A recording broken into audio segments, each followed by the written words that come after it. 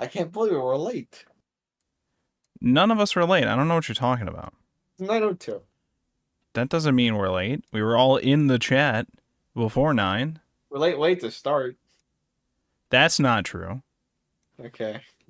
Why do you just make this shit up? Why don't you just, like, tell lies on stream? I don't even know what you're talking about, okay? We're not even starting until Umineko Day, alright? We're just gonna be sitting in the chat for, like, 3 more hours until it's midnight, and then, you know. Okay, So sure. true. I'm down. Let's do 12:30. Now, we are... I can sleep in.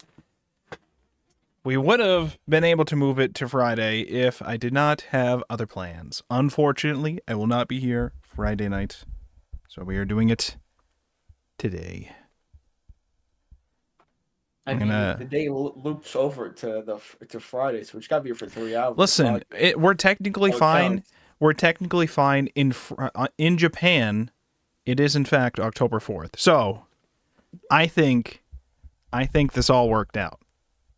I see this as an absolute win. Are we live yet? Yeah, we're live. Yes. We should be. Okay. I hit the button. Why? I was just wondering. Okay. Do you have anything important you want to tell the world? For context, the events of Umineko happened on October 4th and October 5th in 1986. Well, I can't talk. Wait, tell me this should be a 2-day stream. Yes. And several of us will die. Okay. Until none are left. When the seagulls cry. We just gotta solve the mystery. We gotta figure out who the murderer is. It's Ari. I'm Listen, calling it now. I won't lie. I've been a big Battler defender for most of these streams, but if we were actually in Umineko, I think I'd want to be on the witch's side, because otherwise I'm just fucking dead. I don't know. Look, I'm just saying, Ari's got like 8 on the sus meter. Okay. Is this true? Wow. Is this true? Is this true? Can you be trusted? Wow. I'm not hearing the allegations be denied. I'm still not hearing them be denied, so, you know. I think from this week's reading, things have clicked in my head. And Ari's Beatrice, is that what you're telling me? I think more things have clicked in my head from this week's reading. Oh, really? But we'll get into it when we get into it. Okay. We'll get into it, okay? I have all the answers. I know all the answers. Hello, Dat Boy in Twitch chat. FBI, open the fuck up. Move, move, move. Okay, let's not FBI raid us just yet. Let's not FBI raid us until Beatrice gets here tomorrow, and then you can send the FBI to collect her. Beatrice, have you been evading taxes again? This is all because we already know the Ushiromias are having money trouble, okay? Battler's sin was tax evasion, tax fraud 6 years ago. Whoa, now. How is that his fault? He was 12. Can you really do tax evasion at 12 years old? Yes. Yes, you can. I mean, just because Leroy has been trying to do tax evasion ever since he was a tiny little puppy doesn't mean... As a counselor, I could say you can do tax evasion when you're 12. Well, then how come you can't? You're speaking from experience. I'm not speaking from experience. Listen, if they could do tax evasion at 12, how come every time I tell you we got to do tax evasion for my streams, you say, no, Chab, I can't. Okay, I can't do that, Chab. If a 12-year-old can do it, what's our problem? Come on. First of all, we call it tax planning. Okay, it's a little different. Come on, Dango's been funneling the money through. Okay, we gotta, you know, we gotta launder that shit. It's called tax planning, Chip. Okay.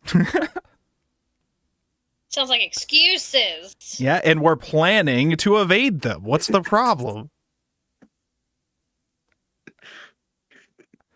You're planning to avoid them, okay? Well, yeah, it's a good plan.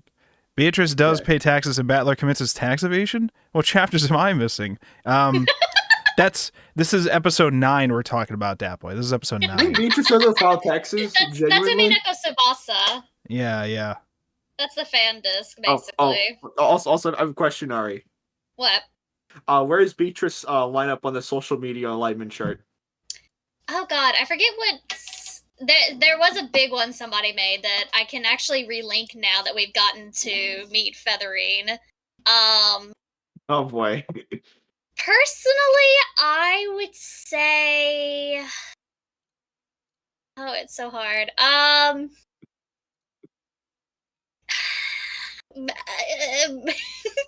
either I agree. I agree. either 4chan or even worse, Kiwi Farms.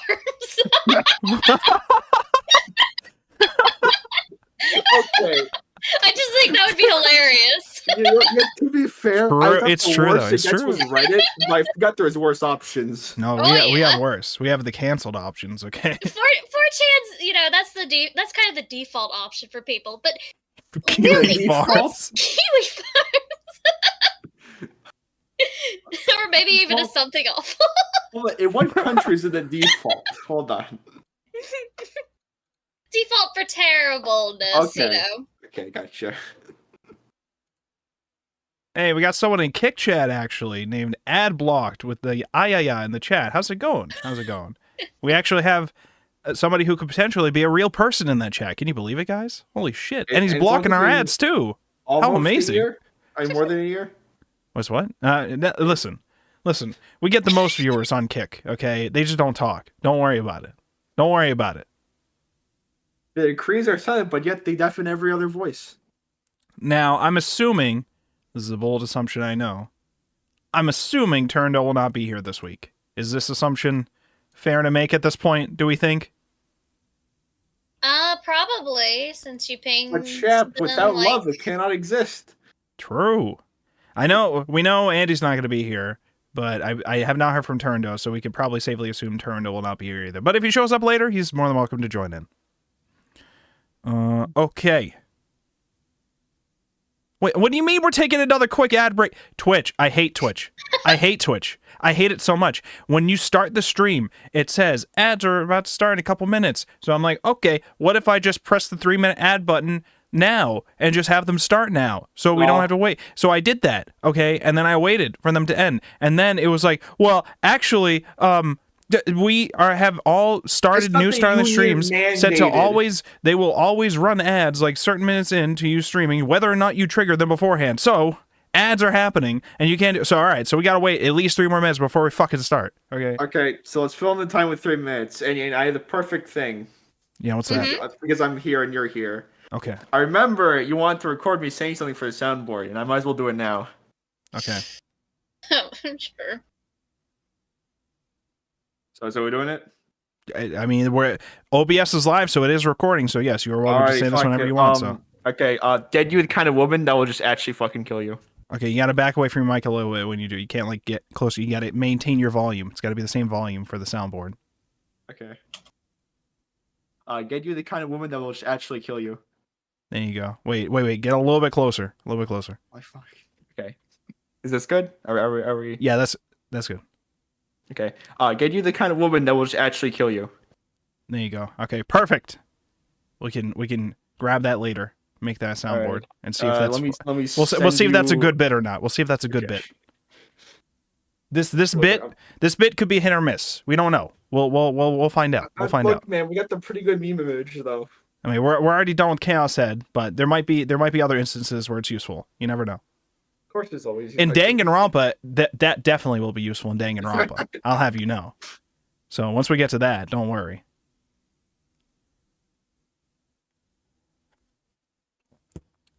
I need context. What is the background for the stream? It kind of looks like something else. Oh, the background image is this week's volume's cover. It is the two Beatrices together. Now, I wanted to ask, is there a specific name? I understand I could just call this a new one Fledgling Beatrice or whatever. That's what they call them in my version. Chick Beto, whatever. That feels weird, but sure, Chick Beto. But what do we call the Beto that's clearly from episode 2? That's like Older here now with the king. Okay. All right, so older Beto. I think mine at one point called her Elder Beto, but I understand it's like older sister or whatever, so okay. I had some things that I realized, but I'm not going to mention until we actually officially begin. Yeah, there's two. There's two Betos. What if I told you there was multiple Betos? Double the Beto. And Battler's still not happy. I know. When is he ever happy? You can hear in the background, you can hear Kenzo going like, wait, I was down bad for twins the whole time. This is even better. And he won't be able to see either of them. He's crying. That's it. It should have been me, not him. It should have been me. It's not fair. Kumasawa about to slap Battler this entire episode. She should have. Look, she should have just been like, look, I don't care if you're the territory lord now. You are being a little bitch. Okay, to be fair though, Kumasawa was starting to spread misinformation deliberately. Wait, I think... Okay. Sorry, Dat Boy, you did the redeem, but unfortunately, I have alerts turned off in this scene for a book club. So, it did not play. You lose like 10 points. Wait, but I can make it play. Don't worry, because we haven't started yet. I can turn it on and then have it replay it, I think. No, I can't. Never mind. Your redeem does not play. Oh, wait, no, I have unlimited points. I can just do it on my end. There you go. I'll play it again for you. It should have been me, not him! It's not fair! But I have messed up the size of the alerts on this scene because it's not supposed to be used, and so none of that actually showed on the stream. But you heard it at least. So I think that's good enough, honestly. So what we're reading Yu-Gi-Oh! We're gonna read all of Yu-Gi-Oh! Is that what's next on book club? Okay, maybe not all of it. We got to do it in pieces, okay? There's a lot of Yu-Gi-Oh! To go through. Okay. One of being Arc 5. Okay. All right, but now we are going to get ready to get started. So I will be turning off alerts, at least on OBS. I have to figure out one day a quick way for me to turn off all alerts on Twitch. I think there's a way for me to do it quickly, but I just don't know it, and I don't feel like going through all of them one by one to turn them off. So just don't use them. That's it. That's all you got to know. Just don't use them. Well, you can use things like stay hydrated, I guess, but don't use the other ones. Nothing will happen. You will waste your points. All right. I think we're ready to begin. Okay. Let me... Oh, why do I have pings? Who is pinging me? Oh, that's Shadow. Hi, that's me. Oh, for the images to use for that. Okay, don't worry about that. Don't worry about that. We'll figure that after. Okay. Where's the pre-show button so we can turn this off? We will begin. Welcome, everybody, to another exciting week of the Anime Book Club here on YouTube, Twitch, and Kick all at the same time. You can find all the links to all these things at wolfborg.com, or you can just type youtube.wolfborg.com, twitch.wolfborg.com, or kick.wolfborg.com. We do this live, and if you want to catch the VODs afterwards, they live on YouTube. So, we are here discussing Umineko, the manga, once again. This week, we specifically have begun episode 6, Dawn of the Golden Witch. But before we get into that, let's introduce the cast that we have to discuss for this week. Starting in alphabetical order, starting with myself. I am Battlerborg, aka Wolfborg, aka Chaplain, aka the best host of any and all anime manga discussions. And we beat Chaos and Noah this week, and I just wanted to report that it is, in fact, peak. It is, in fact, peak fiction. It is amazing. Please, if you ever get a chance, go play it. Eventually, we will also be playing Steins Gate next. So if you are interested in seeing the playthrough of that VN, make sure to check out the Twitch channel for that eventually. I don't know if that'll be the next one we play, because I think the next VN, when we do a long VN, will probably be Danganronpa, but we'll see when that happens. So, that's me, and next up we have Shadow Man. Introduce yourself. Hi, I'm Shadow. The thing I recommend is tax planning. Tax planning or tax evasion? Can we evade our taxes? Oh, okay. Tax evasion is illegal, okay? Are we sponsored by any That's a very cop thing to say. Yeah, are we sponsored by any software or anything, or? What the fuck? You can get sponsored by those? I mean, depends on your content. Somebody's never maybe. sat through a NordVPN sponsorship. Okay. That's a VPN though. I mean, we're talking tax programs. Listen. There's finance bros. I'm sure they probably get tax software sponsored. I don't know. Listen, are we sponsored or not? Okay, I need to know if we're laundering some of the money. Okay, so what is it? If I go, okay, Shadow, what is the plan for the taxes for the stream? What is the plan? You know the plan, right? You gotta make the plan. I'm not making the plan. What do you mean you're not making the plan? You're useless. Okay, how are we supposed to? What are we supposed to? We're making all this money, Shadow. What are we supposed to do with it? Okay, I gotta learn the U.S. rules and their. It's not hard. Just launder it, and it's fine. Look, All right. dude, the U.S. has different rules than the rest of the world. They say, no, we're not doing IFRS. We're doing our own thing. That's kind of like IFRS. Yeah, that's Not because quite. we get very creative with how we evade our taxes. Okay, so we're just built different. Anyways, do you have anything else you want to shout No. out? Okay, cool. Next up, we have Arimia. Introduce yourself. Hi, I'm Arimia. I like Umineko.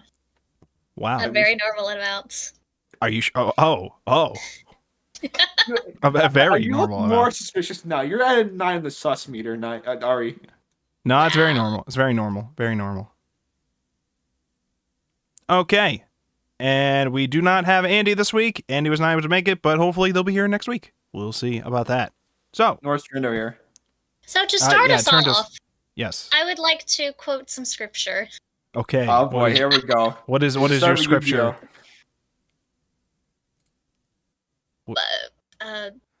Are Do I say one or First Corinthians, what the fuck? chapter 13, verse 4 and 5.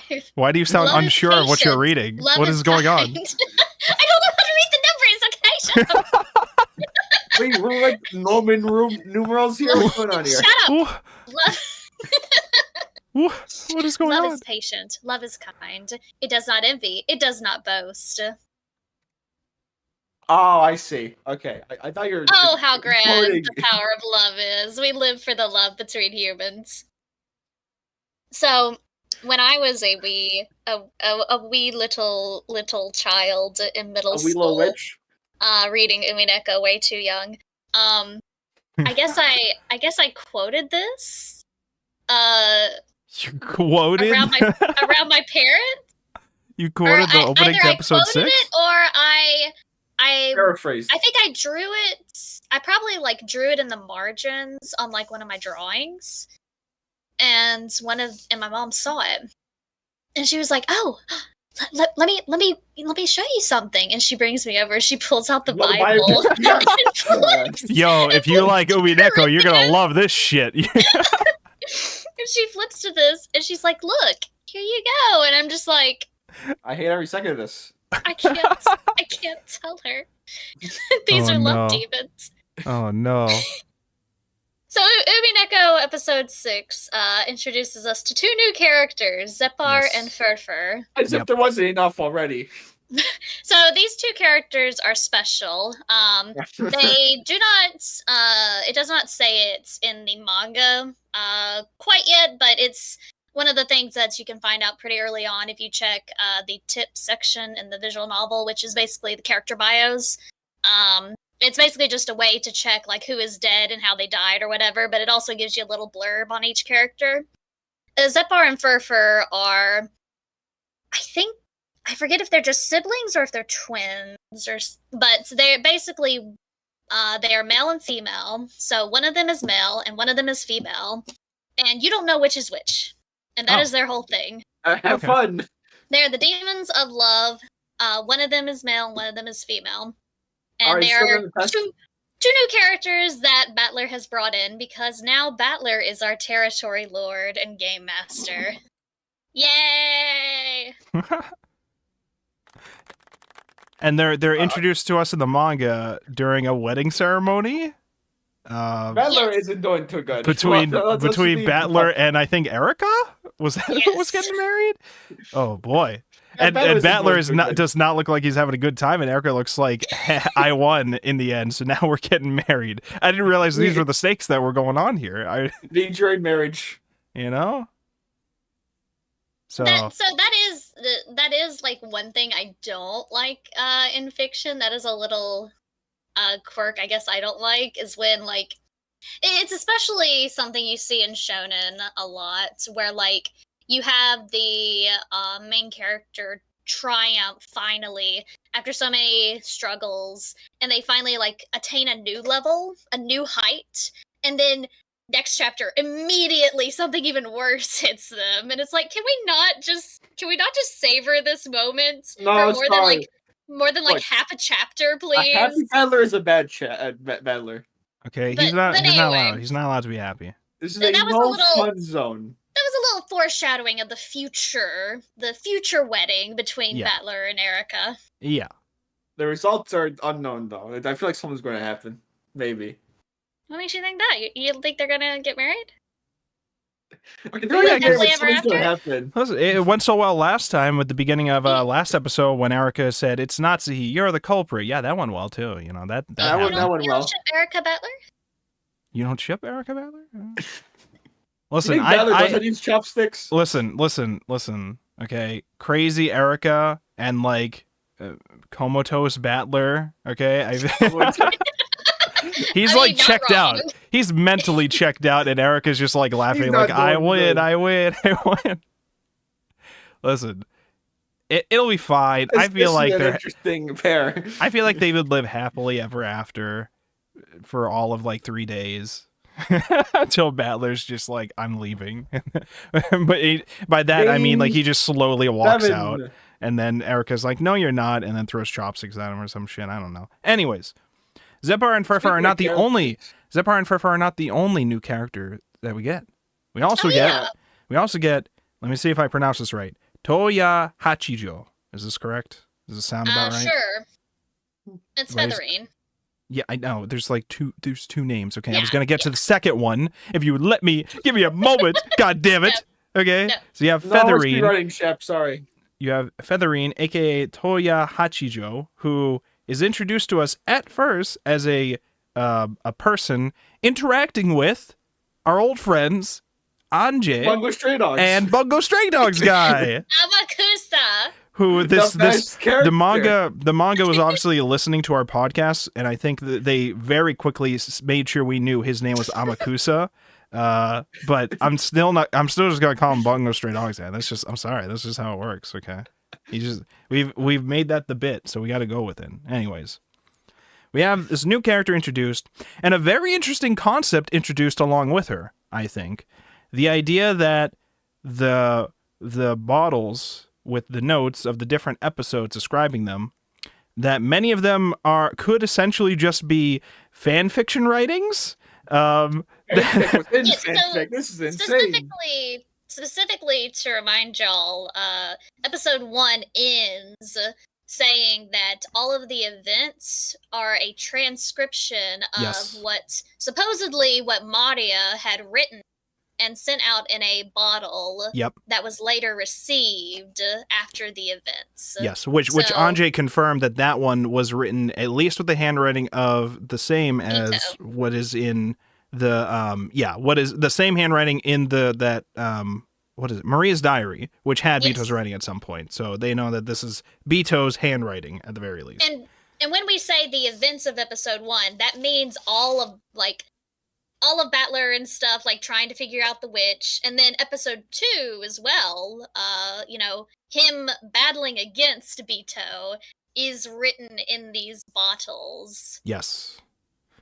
And so And later, even episode 3, where that's how Anjay finds out like the witch and stuff. And so let me see if I remember this right, because it's I read the first half of what we're supposed to read like a little bit last week or whatever, and then the other half like earlier this week. So if I'm understanding it right, the idea is supposedly at least the very first one, had the transcription of events that happened written in the handwriting of Bito. The other ones may have potentially been writings by other people. Specifically, I think all of them were by Featherine. Was that what was being said? That's one thing that they consider, because these are all things that are posted online, so Yeah. unless you actually find the supposed original, you can't really verify whether or not. Right, because Featherine, as her human form, I guess, because we find out that they're like a whole other thing as well in terms of the rest of how she's portrayed in the rest of this episode. In her human form, she is like an insanely talented mystery writer to the point where she does it under multiple pen names. It may essentially be I think something like she's entered into multiple writing contests under all her different pseudonyms and won all of them, or something As it's you something do. crazy to establish She's just that good. she's just that Get on good. her She's level. the goat. Okay, she's basically Nishio, whatever that Nisio Isin, the Monogatari writer, just writing, just keeps writing fire after fire, just never stops. Okay, that's just, I get it. So that should really establish to us how insanely good she is at her writing. Anjay is also kind of crazy because she's like, oh, I could deduce you are this thing because if I take your name, that's a math formula and it means this thing or whatever. I don't know what the fuck was going on with this, but she's trying to say, like, I know that you're the writer of this or something like that. And listen, she did math, okay? She did math based on their name and, like, probably a Japanese pun thing. There was a lot going on there. Okay, so after this discussion, it wasn't just about, like, okay, I know about this stuff. I know that you write these things. It was also, okay, she's like, here's the script for the next one. Here's Dawn of the Golden Witch, okay? Here's episode 6. And that's essentially, we are exploring this episode through Anjay reading the manuscript that has been presented to her by Featherine.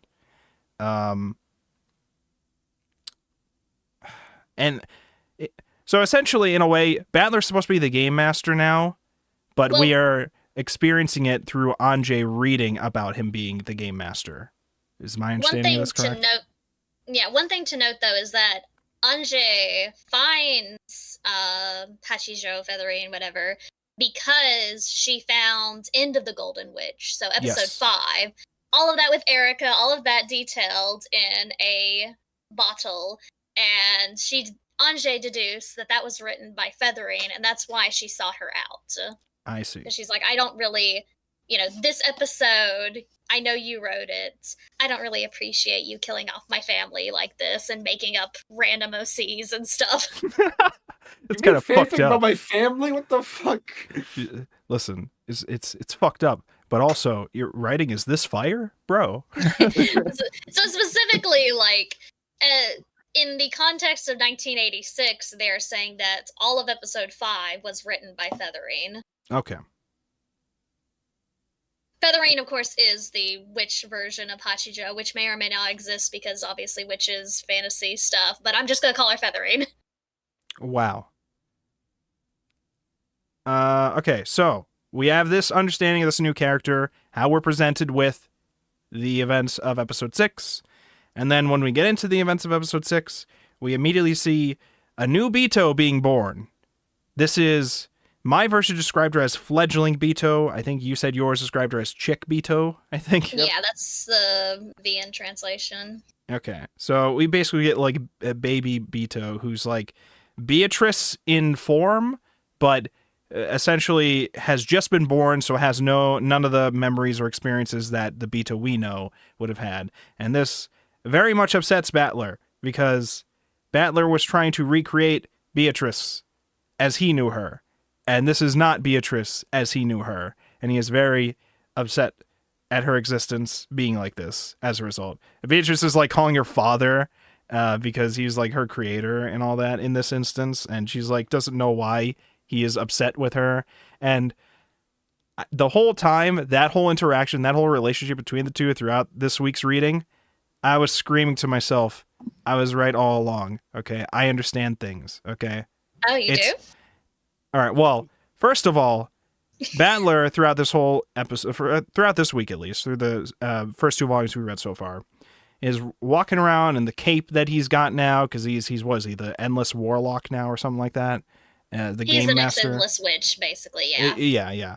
He, in this episode at least, I think he's representative of Kinzo. I think this is Kinzo, and I think this Beatrice was the thing that I theorized early on, where, we had the introduction of the titles transfers of witches, the Beatrice.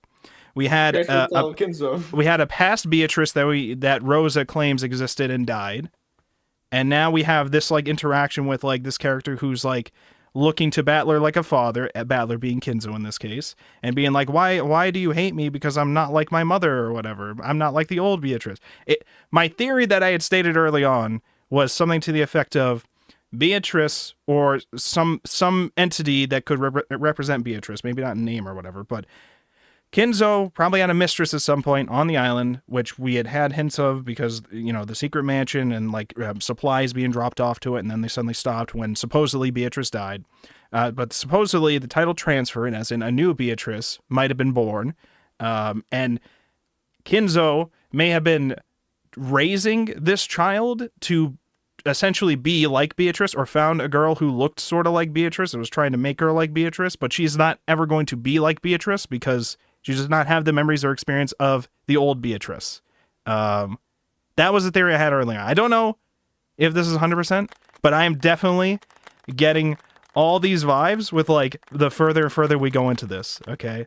Especially with Battler just rocking around with the Kinzo cape. That's what I've been calling it in my head.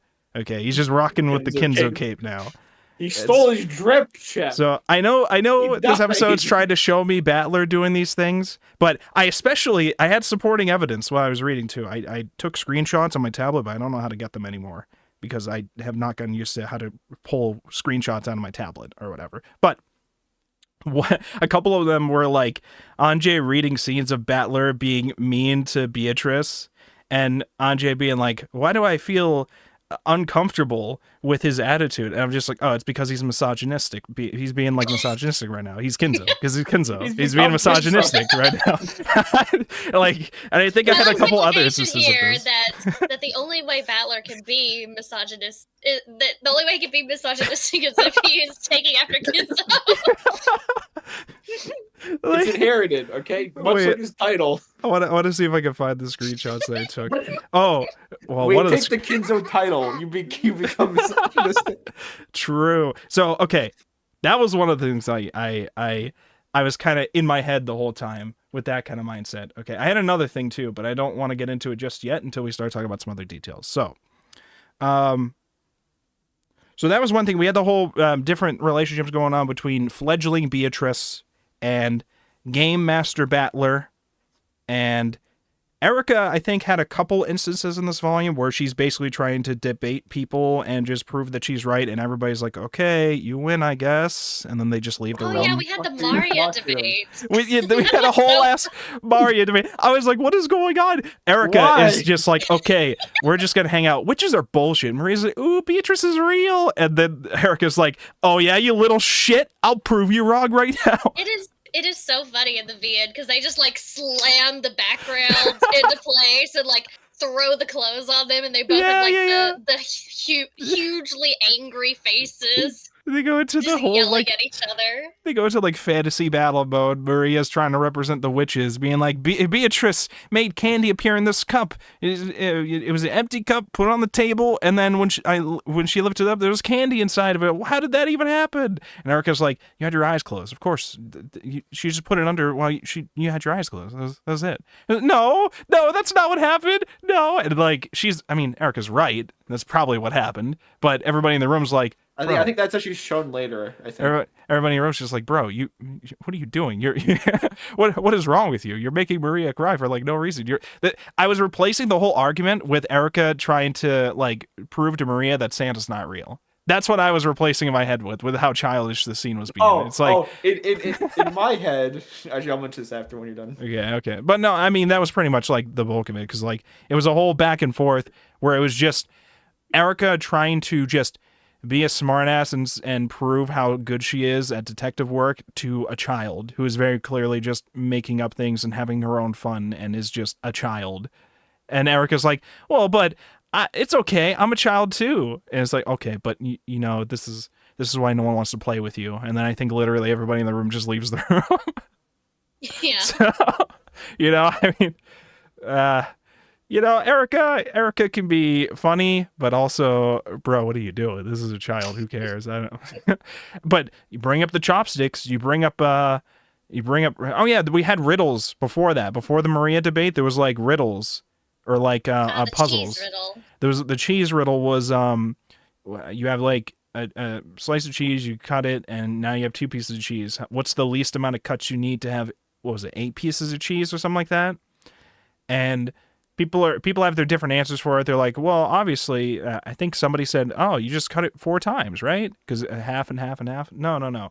Actually, there's a way to do it 2 times. And Battler's like, I thought there was a way to do it one time. It's like, wait, what? And, like, it keeps advancing upon itself with, like, how you're solving the puzzle. Because it had to do with your way of thinking about the problem in the first place. Because it did not describe the rules about cutting the cheese. Cheese can be in different shapes and sizes, and the ways you cut them can be different or whatever. Like, you can cut them, like, vertically or horizontally, like, through or whatever. There's different ways to do it, and I think the way Battler envisioned it was, like, basically you fold a piece of cheese into several, like, ways, and then you just make one cut, and then you have, like, 8 pieces or something like that. Yeah, because he was envisioning a slice of cheese rather than, like, a giant cheese wheel. Yeah, which goes to show, you know, I view as a massive hint towards a lot of stuff with Umineko is that the main message is solving a lot of these puzzles and mysteries and murders is about your perception of these things based on what you are told are the rules. And if you are not told something is a rule, you can just do pretty much, you can assume whatever you want about it as long as you get the answer. Do a little trolling. So, you know, I mean, I mean, at this point, we've already learned that lesson long ago. But at this point in the Answers arc, it's probably just trying to really, really hammer it in, like, directly to people who have not understood that yet, I imagine, because otherwise I don't know why we're rehashing this again.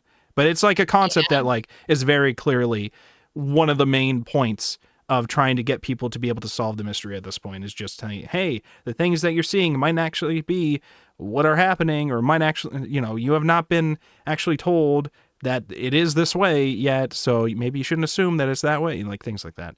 Well, one thing to keep in mind, especially for this episode, is that aside from, like, the kind of meta stuff of Feathering supposedly writing episode 5 and now episode 6, in the world that we are in the game world, Lambda Delta made episode 5, and I keep saying that, but it's important. Yes. She was the game master of episode 5, so everything that happens in that chess set, that game board, was made by her with an intention. And now that Battler has reached the truth, he has made episode 6, and the little bit of it that we do see of the game board of Shannon and Cannon and the eventual love trial that we will get to, that is Battler. Now he is making this episode, this game, specifically to show Bito that he has reached the truth. So everything in this game that we are going to see and have seen is his message back to Bito. Yes. I will say, when I was reading this volume, I loved already the concept that it was introducing early on about writers writing, like, in the real world, the different, like, iterations of the story we're like reading potentially. I loved that idea. I love the idea even more so when I think towards, like, Lambda Delta did this episode, this person did this episode, and things like that. I like that. I also like the idea that I just like the idea in general of, like, somebody writes a mystery story but doesn't have an actual, like, explained conclusion to the mystery story, and then somebody's like, oh, this shit's cool, I'm gonna write my own fanfic of that story, like, completely unrelated to that person. I like the idea of, like, the message in the bottle just being representative of the internet, and then, like, the internet just, like, going wild with it with their own fanfictions of, like, adding on to the story, never actually fully answering it yet, but just adding on some bullshit for, like, a couple episodes, and then eventually some group is like, okay, let's do our version that's trying to answer this stuff. I love that kind of thing. So I like that idea that's introduced. But here, yeah. So like you said, last episode was presented as if, you know, it was essentially orchestrated by Lambda Delta within the game itself, and now this story is through Battler trying to showcase that he has learned the truth, and the first step in doing this is making fledgling Bito. That was, you can consider that more of, like, him just trying to bring like her trying back. to bring her back now that he knows the truth, essentially, right? Is that what this? Okay. Because, like, you can't really show it. You can't really show her your message if she's not there. Right. But now he's just like, okay, but now she doesn't. This is not the Bito I know. So even though I know the truth, like, revealing his story is not going to matter much to me right now. Essentially. Yes. So he might have to change course. Perhaps. So Bito goes on her own little journey in which she is trying to be like, how can I make Father Battler happy with me? And so she First ends off, up... you should not be calling him father. if you Yes, want it to be yes. happy. That was that was the first step. Battler clearly was not okay with that. It's like, whoa, let's stop now. Okay, let's She stop just now. keeps doing it, and she doesn't like correct herself at all. Like she's not like, oh, I'm sorry, you know, like Vito, you're not trying here. You're just trolling with us. You please. can't fool us. We're one step in. So, the beginning of her journey is her essentially... I think she talks with Virgilia, and then Virgilia helps her meet up with Featherine and Anjay. Anjay is presented as what was it, like a what was she? A Shinto, not Shinto. A Miko, a a shrine. Miko. That's what it is. Oh my god, a Miko! a Holy little shrine. shit, Yeah, Miko. Hey, Miko, Okay. can you explain this shit for us? Yeah. I am. So Listen, the Featherine's library that's essentially built up is like a massive collection of like different pieces of I'm assuming Beatrice's past, or is it specifically just these episodes? What is this library that's presented to us? I think either interpretation would probably be all right. Either way, yeah. I don't So remember. essentially, it's just a exact collection of interpretation. information for the fledgling Yeah. Bito to utilize, and in this case, I probably And- would have interpreted it as just like a library that has some of her memories and stuff. you're right. And the first step on our journey through reading these is, I felt it was essentially to revisit episode 2. It felt a lot like a lot of this episode so far has been big paralleling episode 2, especially with the focus on Shannon, Cannon, George, and Jessica's relationships, which is a huge thing with episode 2, which made me start to think, and I realized why Beatrice was comatose last episode. It's because Meta Beatrice was not there in the first episode until like the very end. That was a realization I had. I was like, okay, so if we're mirroring the episodes, episode 1, we didn't actually get Beatrice as like an actual like meta thing until like the very, very end, like the post-conclusion thing. So that's why she was comatose, is because she wasn't there in the first. So we're paralleling the episodes in certain ways. Explain that we talk about parallel universes. Which and if I am to understand this correctly with the paralleling, then later on in episode 6, we will have a lot more development with Rosa to a certain extent, probably as well. If that is the case, I don't know if that, because I believe episode 2 was Don't a look lot of too the far into it. episode 2 was at least a lot of the Rosa Maria stuff. Episode 3 was the Avatrice stuff. So I mean, we'll see. We'll see if that. Too? The focus of this episode is Battler trying to give his message to Bito.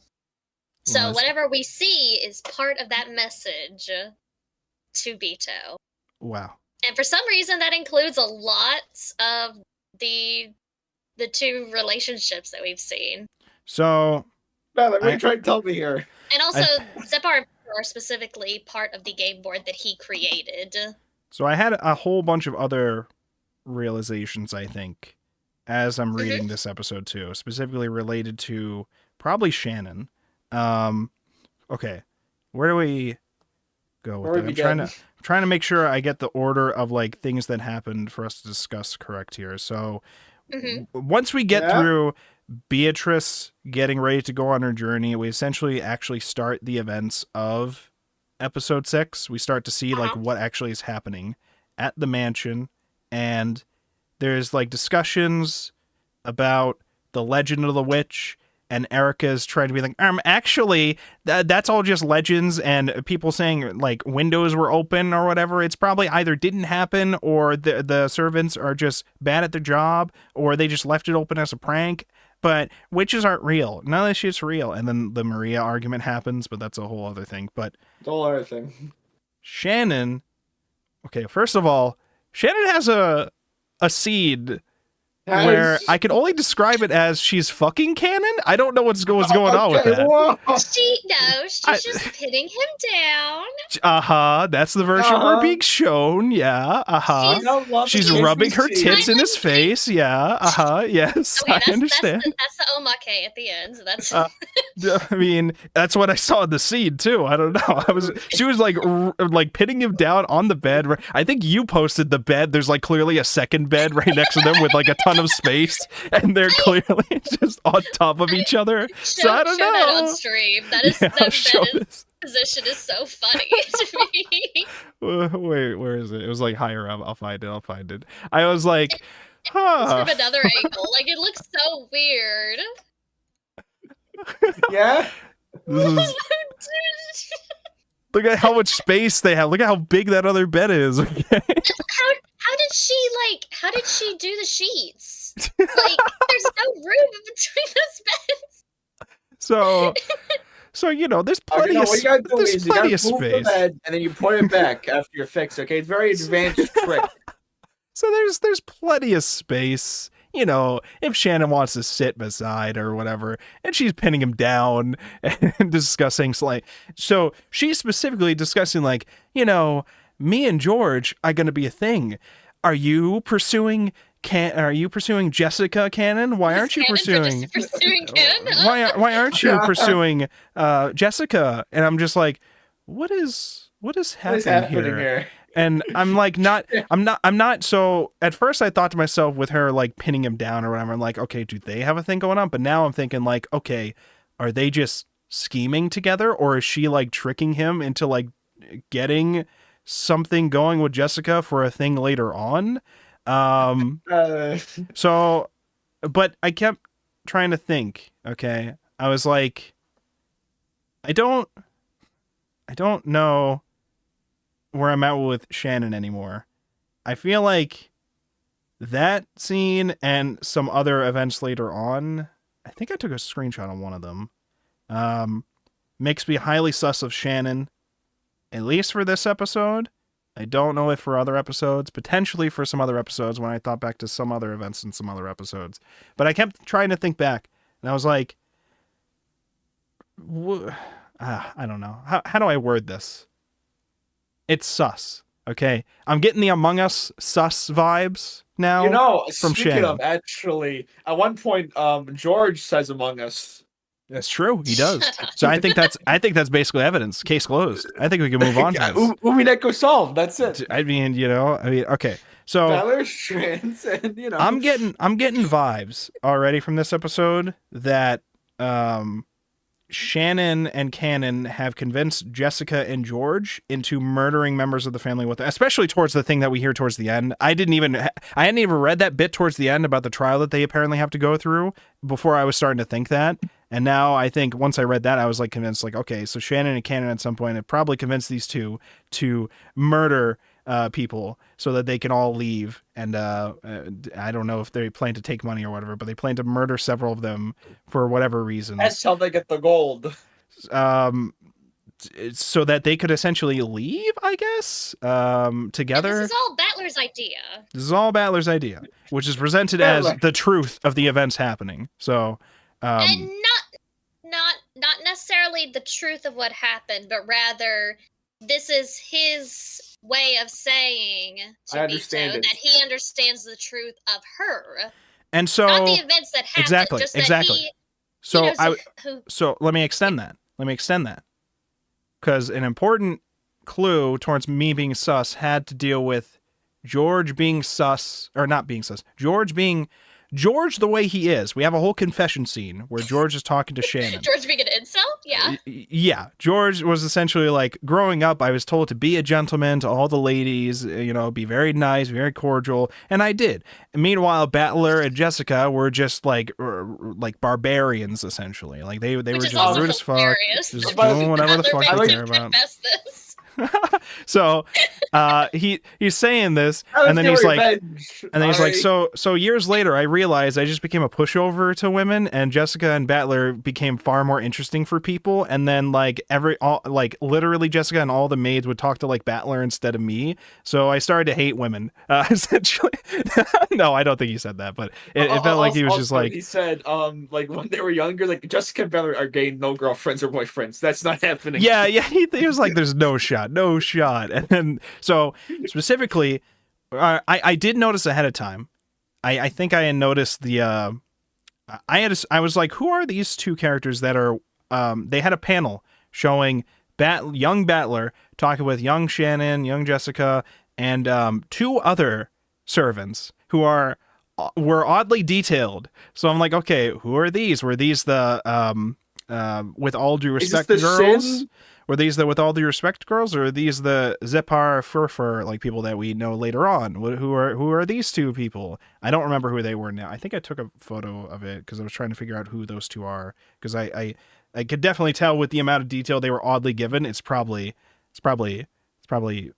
one of those two options, or like some characters that we've seen before or whatever. But the main thing I want to take out of that is the fact that no ordinary background characters. These are advanced background characters. The main thing I'm getting through with that is that Shannon, talking a lot with Battler when George is jealous of Battler at that time.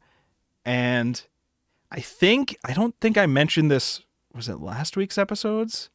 There was a panel at one point that I noticed where I think it was talking about, it might have been either George or Shannon talking about like their first love or something like that.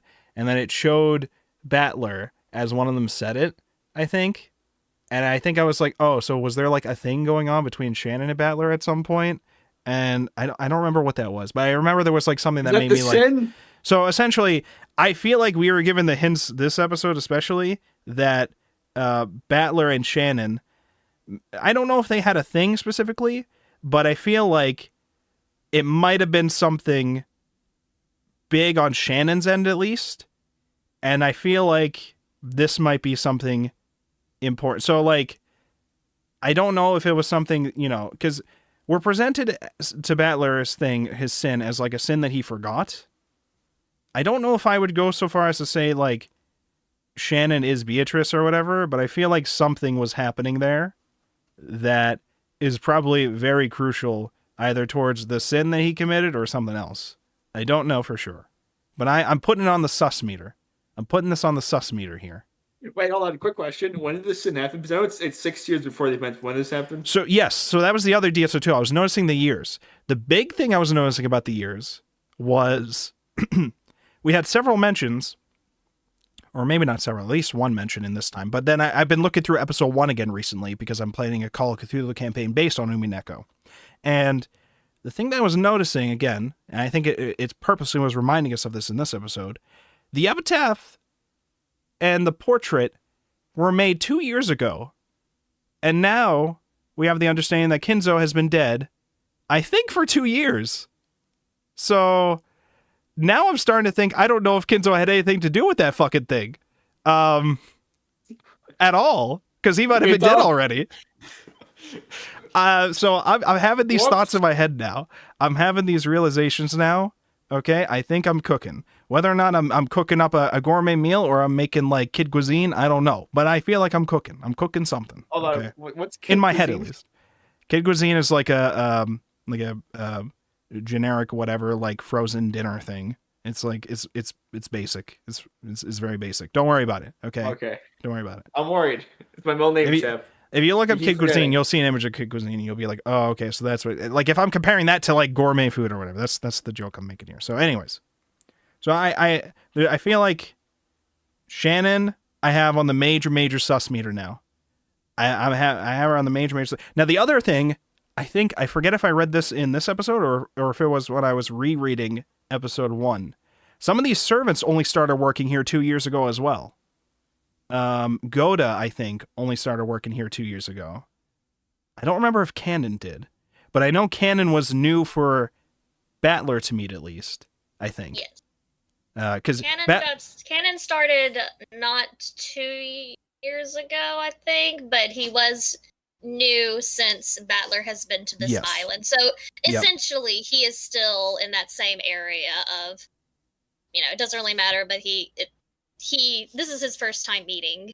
Right. His first time meeting, Battler and Cannon's first time meeting was when Battler showed up to the island, because it's been 6 years. So I understand that.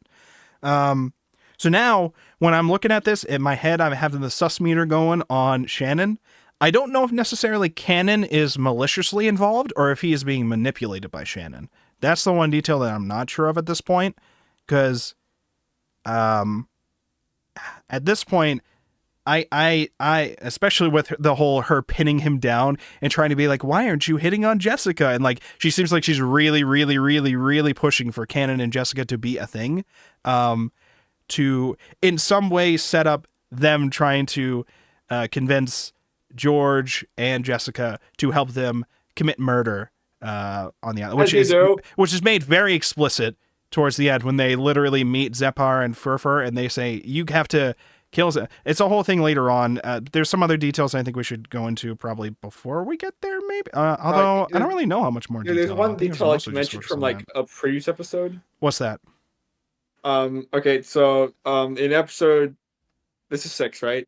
Yes.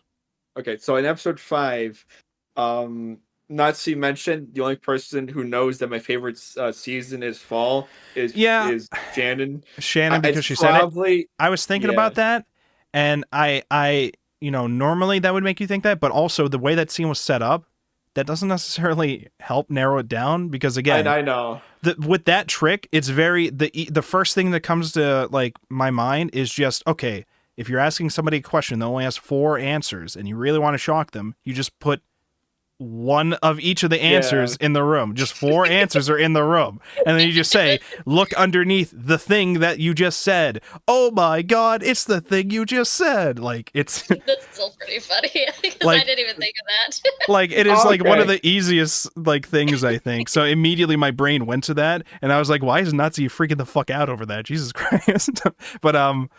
But I think, again, towards that end, it was more so her being shocked by like the other things going on, maybe, or being stressed out in general. And so I don't know. But the reason, though, that I keep saying that it's important that Lambda Delta did the previous episode is that Lambda Delta is Bito's, what does she call herself? She's not her teacher, but she's kind of like her overseer or something. Like a mentor? Like supervisor? Or? Supervisor. She uses a specific word for it, but she's basically, Bito is under her care, essentially. Oh, like an apprentice? Lambda helped give her strength and power. Okay. So, conversely, Lambda knows a lot about Bito. Yeah. Okay. What are what other details do we have before we get into the ending bit? Because the ending bit is a whole thing. Kumasawa, I think, had a couple things. Not a lot of like... Kumasawa gets mad at Battler and then just turns into Virgilia. Yeah. The first episode. Yeah, because Battler's just being screw this. a massive dick to fledgling Beatrice. I think fledgling Beatrice makes him food at some point, and he won't even try it. She makes him homemade cookies. Yeah, he just refuses. I also like to mention Kurosawa's blatant spreading misinformation. Blatantly? What'd she say? That Battler likes all food, not just sweets. Which we all know is a lie. Damn. I did remember, I was trying to see if it was like anything important at all, but obviously it's probably not. When I was rereading episode 1, Kumasawa randomly mentioning something about mackerel. I didn't know what that was about. I didn't know why they were talking about that. Her whole gimmick is mackerel. She had a gimmick going on? Did I forget? Yeah. I guess it was more in the visual novel, but basically her whole her ongoing bit ever since episode 1 is that because she's been a servant at the at Rokenjima for they don't say, but it's decades. It's several decades. Right. Specifically, I think they say that she's been an on and off servant coming back and forth between Rokenjima, but she has been a loyal kind of servant for decades. And as part of that, she's kind of like a grandma to the cousins. So when they were younger, she was one of the chefs, and she would make them mackerel like foods and stuff. Because she was like, "Oh no, mackerels are good for you," but it was really just like a grandma thing. Because I noticed that and I was like, huh. I didn't realize it was supposed to be a gimmick. Yeah, it's an ongoing bit. Yeah, that has been absent It's from one the of those manga. jokes. That was I noticed it rereading episode 1. I don't think we've ever seen that past episode. Maybe in episode 2 or something. I don't know, but I don't remember that in a while. What was the other bit? I don't want to be okay because I kept rereading episode 1 and I felt like I was like learning a whole bunch of other stuff by rereading episode 1, but I don't want to keep talking about episode 1 when we're on episode 6 yet. Okay, But we've only been going for an hour, so. I mean, if you have some new revelations about episode 1, I would like to know. I like to hear. No, I will, but I want us to finish talking about episode 6 first. Okay, gotcha. Yeah. I want us to keep going over the episode 6 stuff, and then we can share whatever new things that might have clicked with us or things that we may have noticed. Okay, so we have Shannon, Cannon, and George and Jessica. We have the different things. We had George and Shannon having their little like confession to each other with the proposal that happened because she showed that she has the ring or whatever, and then she's like, Cannon, don't you want to confess to Jessica? Don't you want to do that? He's like, you know what? I think at first he's like, no, I would never. He's like, don't you really want to? He's like, okay, all right, I'll do it. Like, and I'll do it. He behaves kind of quickly here. I can just imagine like Battler's over in the corner with like a script in his hands, just like just giving the sign to Cannon, like, come on, wrap it up. Come on, buddy. That's wrap it up. Okay, I wrote the next scene. You got to do it. He's like, okay, the fine. scene's going on forever. Come on. Ken is just like, I would never say this line, Battler, okay? In my head, I would rather die than confess. I would never say this. Listen, that idea just goes past my older theory where nobody died. This is all just a film production, and there's just arguments about what the script should be, and that's what the different notes are in the ocean. This is Battler's script. He's learning the truth. Vision until now, and now he's trying to correct himself. He's trying to overcorrect himself, but she's just not getting it. Oh boy. Okay, we have another big correlation. From 6 years ago was not showing up when they first started scripting this. He missed rehearsals. Oh no, that was a sin. It was a sin all along. So we have another big correlation with episode 2, and that is the golden brooch that shows up there. It was So that's returns here. Specifically, it is already broken because it was broken by Cannon in episode 2. So it's a continuation of that. It is broken. This brooch later on turns into Zepar and Furfur. Is this correct? That basically essentially turns into them or something, or represents them, I think. The breaking of them summons them, I think. Was that what it was? It was something to that effect, I think is how it was explained. And so Shannon's okay. I was understanding like, okay, we both want to confess to our loved ones, whether it's for malicious reasons or not. They have essentially say we're going to confess to our loved ones. Cannon goes to confess to Shannon and is like, listen, I want to be with you, but listen, this brooch, there's some magic and I'm not allowed to like leave, and Beatrice, and okay, so we have to go do this thing. And Jessica the whole time, Cannon, what the hell are you talking about? Like he keeps rambling about witches and magic, and she's just like, what are you talking about? What are you talking about? What? She's wait, like Toho? Like Toho? Like why can't we just what's going on? Or can we just get married and leave? Like he's like, no, we can't. We have to go do this thing. We need magic to do it. Otherwise, we can't get married. Anyways, so we're going to go and meet up with Shannon and George now. And they end up going to, it's presented to us like it's the meta game world. But, obviously they might not actually be in the meta game world. Yeah, think of it like I guess the best way, I think it's like kind a secret of like meeting room or something. Like a middle step between the meta game worlds. Like it is an elevated meta part, but it's not the meta.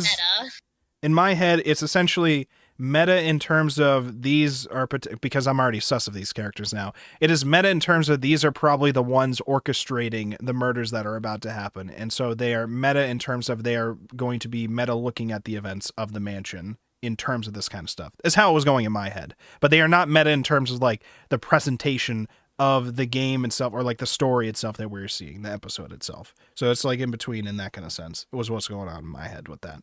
So they have their little meeting. And, what was the other thing? Oh, the other one was Jessica has had the seed planted about canon by Shannon from years ago. Jessica wasn't even thinking about canon until Shannon and George started being a thing, and Shannon was telling this to Jessica, seeming like it was purposely to get her jealous of and wanting a boyfriend, and literally Cannon was the only other boy nearby that's her age. That seemed like another thing where I was like, there's one boy in your local area. That's pretty sus. You have literally one guy there, and it's your brother. I don't know. Oh, by the way, I wanted to ask again, are Shannon and Cannon actually supposed to be brother and sister, or is it more like we were foster raised together? They're foster. Okay. Yeah. So as far as we know, they're not actually brother and sister. They're just like, they essentially see themselves as brother and sister because they grew up together there. Okay. Yeah, so I was just like, okay, that's a little sus. We're being told Jessica wasn't even thinking about Cannon until she got jealous of Shannon and George, and he's literally the only other guy around, and now they're a thing, and then Cannon's rambling about magic, and then they get summoned away, and then we see Zepar and Furfur and the two Beatrices show up in the scene. Yes. They both show up. Elder and younger. Yep. And okay. Beatrice, fledgling Beatrice, is also confused about why these two can't just... What was the problem with these lovers? Ajay is also very confused too, because she is reading all of this. I'm also very confused too. That's another thing that I forgot to mention. Throughout all of this, we have occasional pauses from Anjay where she's like, "Why the fuck is this happening? What is the point of this thing happening? Why did you write this?" What is my brother thinking right now? Yeah, what is? He is very cool. Why is he being a little misogynist? What's going on here? When we see Anjay with Featherine, the witch form Featherine, it's perceived more as like Anjay is being kind of reading a transcript of the events. Oh, okay. So she is kind of acting more of like, why is my brother doing this? What is he thinking? But then like in the human world, when it's Anjay meeting with the writer, Hachijo, she's more like, really? This is what you wrote? This is what you think my brother would do? Really? I'm just imagining. I'm just imagining Andy on AO3 just reading it. This is not. They're not cooking here. What is going on? They kind of do that in Golden Fantasia. Okay. So she gets really into yaoi. Oh boy. So we have those little moments that happen, and I don't remember if there was any like huge important details that stood out to me to pick up from those. It seemed like it was just kind of reiterating some thoughts that the reader should probably have at that point with those kind of things about like this person's probably acting like this because of this reason or whatever, like their personal reason, things like that. Battler just keeps thinking back towards how the old Beatrice was like. Has the same vision about being offered cookies, but from the crazy old Beatrice he knew, I think. That was one, but like he brushed it away because she's not there anymore. And it was a whole scene where he's just like, the more I realize how different the current Beatrice is, the more I am upset at mostly myself for not being able to bring back the actual Beatrice I knew, which again goes back to my theory about Battler in this case just being Kinzo. So, and essentially in some ways, this episode is almost like a prequel of the events to me, where if I'm picturing Battler as Kinzo and, you know, the problems with like a new Beatrice when the old Beatrice is now gone, you know, essentially it's like mirrored like that to me. Okay.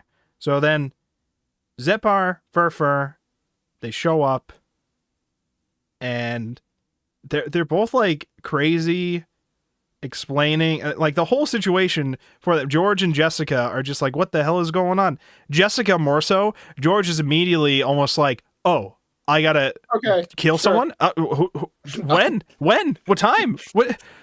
I mean, he wasn't acting exactly like that because they didn't know exactly towards the end, but he sounded like he was locked in. He was like, you don't have to explain shit to me. Just tell me what to do. I'll do it, okay? Because I want to be with Shannon.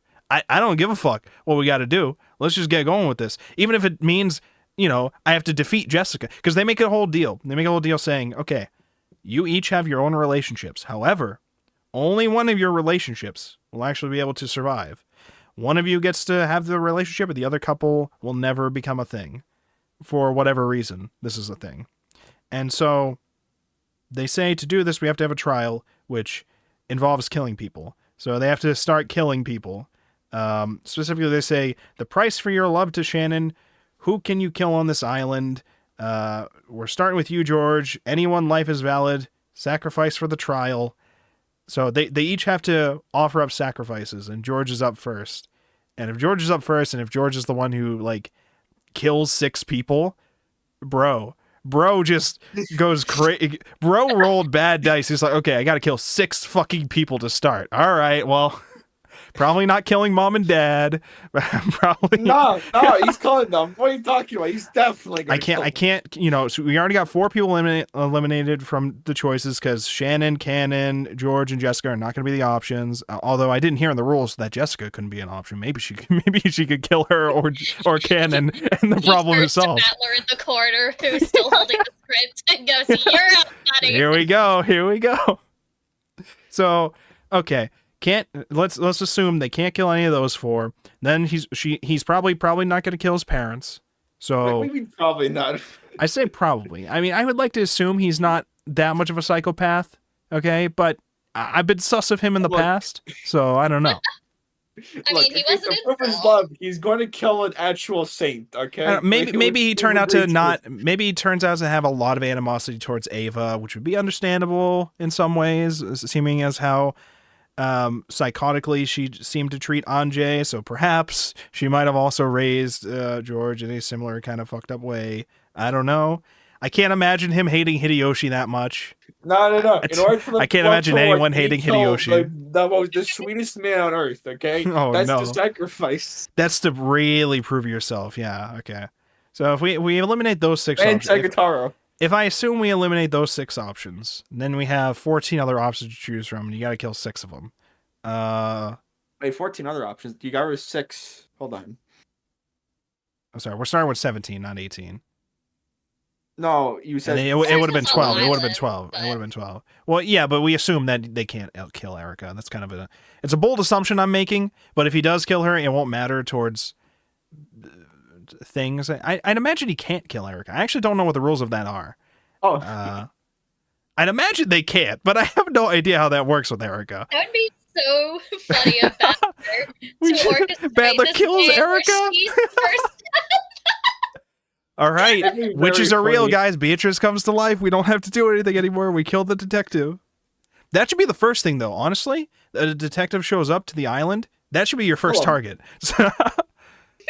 Although, would be very fair. Although maybe with the first set of killings, they didn't realize Erica would be that much of a detective. Oh no, they found the gold before the murder started happening in the last episode, so they would have. I don't know. I mean, it might just be again armor or plot armor for her, but you know. Yeah, plot armor. Right, but that's the smart thing you should do. A smart detective just washed up. Hello? Fucking kill him. You just fucking kill him. Oh, yeah. Did what break? Did what break? Are you? You're still here. We hear you, Shadow. Are you here? I lost 2 seconds. Did Bito get you? Oh, No. Were you the first death? Did George no. get you? Oh no. Why would George get me? All right, let's pause for a moment. Let's read some chats. We got some chats going on YouTube chat. We got Minmod in here. So we said, woo, episode 6, Featherine the Master. I see all the characters as different parts of Ryukushi, lol. A lot of the answers play with what people take for granted, imagining what the rules are based on what they already expect to be normal, even if it is not stated in red, etc. I took a lot of Umineko to be Ryukushi talking about his experience making Higurashi. Ooh, that's an interesting observation. Cooking like Goda, referring to when I was cooking. Okay, I'm cooking, I swear. Guarantor is what they said might have been the word for what you were looking for, guarantor. But they don't, they say question mark, so they're not sure. And then they said in quotes, what the hell is going on? I'm yicking out, I think in terms of the Yo, is that a Yek reference? Yeah, classic gaming. Classic. Yek. Oh boy. They still had to update the game, by the way. They said they were going to. One day. Okay. You guys have also been sending things in the chats. Is there anything? Oh, you posted an image of Kid Cuisine. The Shrek Kid Cuisine specifically. Okay, amazing. Of course. Wait, what does it say on the box? It says, if you find a green tray inside this box, you win. Oh my god. Yo, we gotta get some. And then in spoiler chat, we have... Anjay, you would have loved AO3. Oh, wait. Oh, I'll put this on stream. Yeah, this is from Golden Fantasia. I just realized who was in the corner. Ronofe and Battler. Oni-chan is the Oni-chan's the uke. Bat/Ron isn't bad. But seriously, Oni-chan's totally the uke. Yeah, we could have saved her. Oh god. Amazing. That's amazing. Okay. All right. Now, what do we have left? Episode 6? Because there's not too much because a lot of this was both the development between Battler and fledgling Beatrice's adventure, a couple little rant sessions from Erica, which nobody cared in the story, and this did not really upset Erica because she was just like, I just simply by this existing, I have deduced this. How was that, everybody? And then nobody's in the room. So, oh, okay, I've tried.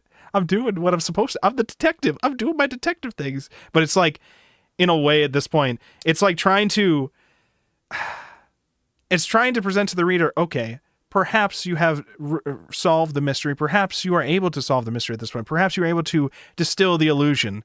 But where's the fun? You're ruining the day for everybody. Okay, why can't you just believe in witches for a moment? Is this what Ryukishi is trying to tell us? Why can't you just have a little fun? Just have a little faith in these things. Because like Erica, when Maria's like, "Oh, this magic trick happened," she's immediately like, "Let me spoil the trick for you right now." Again. Erica would absolutely love to disprove the existence of Santa. She would have like an entire squadron dedicated to psychotically deducing through the mere existence of the legend of Santa Claus that Santa Claus is not real. Okay. She would be like, simply by the existence of this present, I have deduced Santa's not real. Fucking Erica on Mythbusters. I want it to happen. I want it to happen in one way, even in one of these meme chapters. I want her to argue about Santa's existence. I want it. I want her scaling the walls to put tape on the windows so that Santa can't get in. I want that. What with the chimney, though? That's what gets in, doesn't it? Yeah, she'll definitely do something with the chimney to make sure. She'll just put on the fire. That's it. Yeah. That one Santa Claus. Okay, so. Oh wait, there's one thing. Didn't Beatrice 1, Beatrice 2 enter the weird love game? Where the hell? The love game? Did they? Oh, yeah, they're there in the room. Oh yeah. You're right. Fledgling Beatrice can also compete in this. For Battler's heart, which also made me think, because for a bit I had the theory, because I've been sus of Shannon. I was like, is Shannon supposed to be Beatrice? But then I was not sure. Because I was like, if Shannon had a thing for Battler, but Battler disappeared for 6 years, and she was heartbroken. I was just trying to think towards like episode 2, where she breaks the mirror to summon to make Beatrice more powerful. I was like, is this essentially like a symbolism for her giving birth to herself as Beatrice or something like that? Beatrice in the sense of utilizing all this stuff, and she's using like the old like story about Kinzo having a mistress and essentially crafting a whole like thing and an epitaph or whatever. I don't know. I don't even know though if Shannon would have been even related to the portrait or the epitaph being done, because that's probably more likely Kraus trying to do something related to the inheritance as like an excuse to not like, I don't know, something about the inheritance that might be related to that. Hold on. That implies Kraus is like pretty smart though. Well, because again, if we go with the assumption that the things weren't made until like 2 years ago, and Kinzo might have already been dead and might have had nothing to do with the commissioning of that portrait and epitaph, then the next logical choice for who built this fucking thing would never be Shannon. It would be, because otherwise, you know, a whole thing displayed for that kind of legend. It'd probably be Kraus and Natsuhi as part of like their little grift that they're doing on everybody about Kinzo. But what was the other one? Oh, there was another character that I realized in episode 1 who was not there prior. Nanjo, the physician, the doctor, that's his name, Nanjo, right? The doctor Yes. there was not there prior because they had a whole thing at dinner where Battler asked Jessica, is that Maria's dad? Which I thought was an odd question to ask. How old Well, is... it's been 6 years. Oh, that's true. Maria would have been like 3. Battler would have been like... Yeah, Maria would have been 3, right? She's like 9 now. How old is she? Oh, God. I'm getting the ages all fucked up. Maria's, I think, 9. Okay, Because so- I think she's 3 years older than Ange, and Ange is 6 at the time of 1986 because she's 18 in 1998, which is 12 years later. Okay. Because we know Maria's father didn't die. He left, right? He just left? Yeah, Or he just is- fucked off. He just fucked off Based. somewhere. Which is I was thinking to myself, like, oh my God, he ran off. Either he had some other random shit going on, because like, why is he just leaving the family with all the money? Either he had some random shit going on, or Rose is just that bad all the time to deal with. I don't know what is going on there. I don't know. But anyways, so Rose's dad's not there, but Nanjo, Battler gets confused about that at first. I didn't know if that was important, but then I was like, that could just be him being like, oh, I haven't been here in 6 years, and when I was back then, we didn't have this person there the whole time, perhaps. There might be Genji a Freudian undertone for all we Genji know. is supposedly Kinzo's like childhood friend, right? Or something to that extent. But Nanjo might be like a newish character, not like something that they've known for a while, or at the very least, not a character that Battler would have known as often 6 years ago, as opposed to this year he's there specifically because of all the, you know, he's been there for the past couple of years probably because of how sick he has been. Well, he's been dead now, but yeah, so they keep him there for the appearances of him taking care of Kinzo when he's I'm thinking to myself now, Kinzo's been dead for years. Nacho's got nothing to do. Nacho's got nothing to do. Nacho's not doing shit on that island. What's going on with Nacho? He's just on payroll. Like, he Yeah, doesn't even do it is. anything. I guess that is an interesting thing to think about because Kinzo has been dead for 2 years at this point, and Nanjo He's a paid actor. He's a paid actor now. yeah, that's what I'm about to say. Like, basically, like, because Nanjo was there as his physician, but he also knew Kinzo for years before then. They were friends. And so I guess Natsuhi, Kraus they're just like, hey, we're gonna have the family reunion again, you know, like how about you just swing by like last year? We'll just make this whole thing, you know. It really sell up how sick Dad is, you know. He's very sick, but he's not sick enough to die yet. Okay, don't worry, he's not dead yet. But he's can't let them think that he's dead yet. Okay, so do not tell them that he's dead yet. Of course, he's not dead yet. He's not dead yet. He's got at least a good like 10, 20 years left in him still, but he's very sick. You let them know he's very, very sick. Sick enough for me to have my this business venture. It's definitely going to kick off. We're going straight for the moon tourism. The moon tourism's going to happen next month. Okay, so just, you know, we'll pay you a little bit. Keep up the story. All right, don't worry. Okay, you don't have to do shit. Just a week away. Whenever you feel like you want to, you know, you have to go take a little break. You can say, I'm going to go, you know, check on the master of the house. And then you can just go fuck off somewhere. I don't know, for a few hours. If you want to plan a murder or two, that's up to you. We won't hold that against you. Optional. I don't know. It's optional. Very optional. So, what were some other things that I had noticed?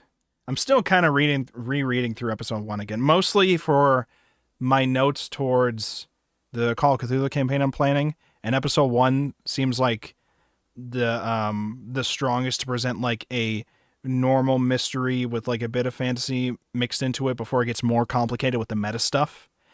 I mean, rereading there it, are a lot of hints to be found in episode 1. Yeah, rereading episode 1 made me think like this is essentially the real events that potentially happened, and then the other ones are like just meta hints to try to point you towards the answer towards episode 1, which is probably more the real events that had happened on the island. But like there's just a lot of details that you don't know the answer towards, and that's what the other episodes are. But then the other episodes are probably also solvable and as their own little mysteries too. That's kind of my impression of that at this point. Again, don't know if I'm cooking gourmet or kit cuisine yet, but these are ideas going through my head now at this point. We're at the point now that I enjoy with the mystery stories where things are starting to click, at least with some of the theories that I had. Whether or not these theories are leading me astray, I don't know. But certain events and things are like clicking with the theories that I've already had to the point where it feels like I'm cooking. So even if I turn out to be wrong in the end, I'm still satisfied because I had some theories that I was trying to pay attention to, and I was enjoying my time doing it. And we're being presented with these little things, some of which are more obvious than others as like the hints. Others are just like, this is a throwaway line. Maybe they'll notice it, maybe not. And I'm sure there's like throwaway lines in the other. I think Ari has mentioned there were throwaway lines that we could have noticed that we probably haven't yet from past episodes. If you want to go back and reread, there is like a throwaway line. I'll say Virgilia said it in episode 4. Okay. That will give you more context for what's going on in episode 6. Okay. Virgilia said it's kind of just an offhand line she says that's really important. She says, "Oh, by the way, the killer is Nanjo." she's like, "Oh yeah, by the way, bam." It's like, "Oh, okay." By the way, Kinzo is Beatrice, and no, but by the way, it was Hideyoshi the whole time.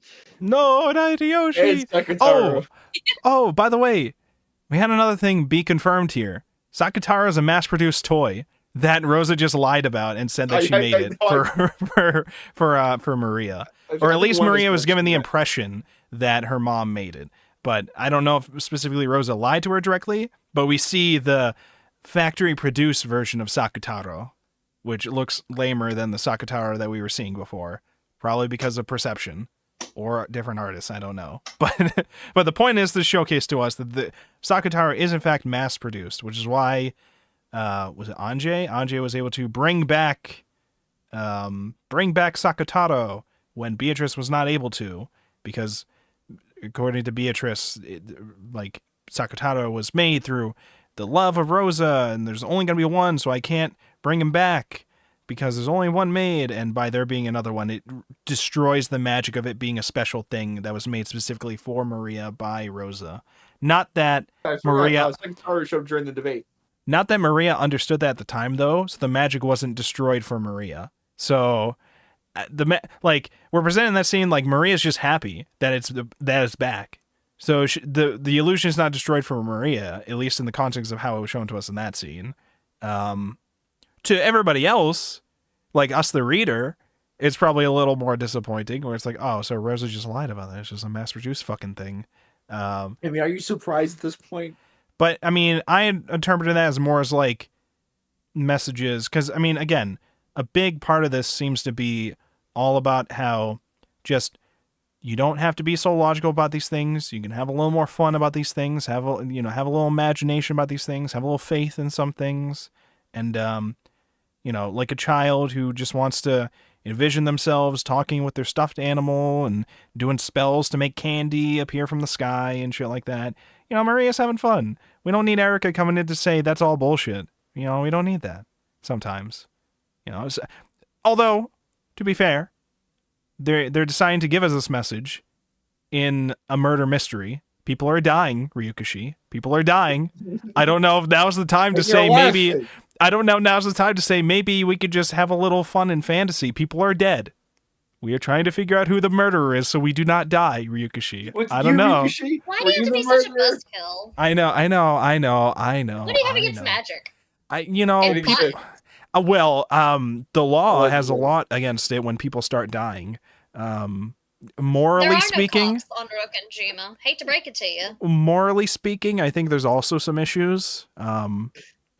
Sure, I do not see the moral police around, but I don't know. I feel like Delanor Knox could be the moral police in a way. Maybe. Actually, no. They would be more of like a cop? She would absolutely be a cop. She would be like a lawyer or whatever, right? Or something like that. She'd be Saul Goodman? Essentially, yeah. But not a shady. The shady lawyer would be Erica, I think. Because she's just making up shit, knowing that it's wrong to win the court case. So yeah, Erica would be Saul Goodman. Absolutely. That's the real message that we got this week. Erica is Saul Goodman. That's all. That's it. That's we solved Umineko. All right, we got a couple more messages here from Minmod. Let's see. The chimney was a perfectly locked room. True. For the Santa Claus mystery. Maybe it's because Kinzo got too old and sick. It was probably in reference to like us talking about Nanjo. And that's not. I don't know specifically. You have trust in the heart of the story to be rewarding to your effort. You're putting into it like a real boxing match. And then when exactly was Sakutaro mass produced? Ooh. Back in 1907. Ooh. I'm trying to think, because I know at least Anjay is assuming that this is a mass-produced thing.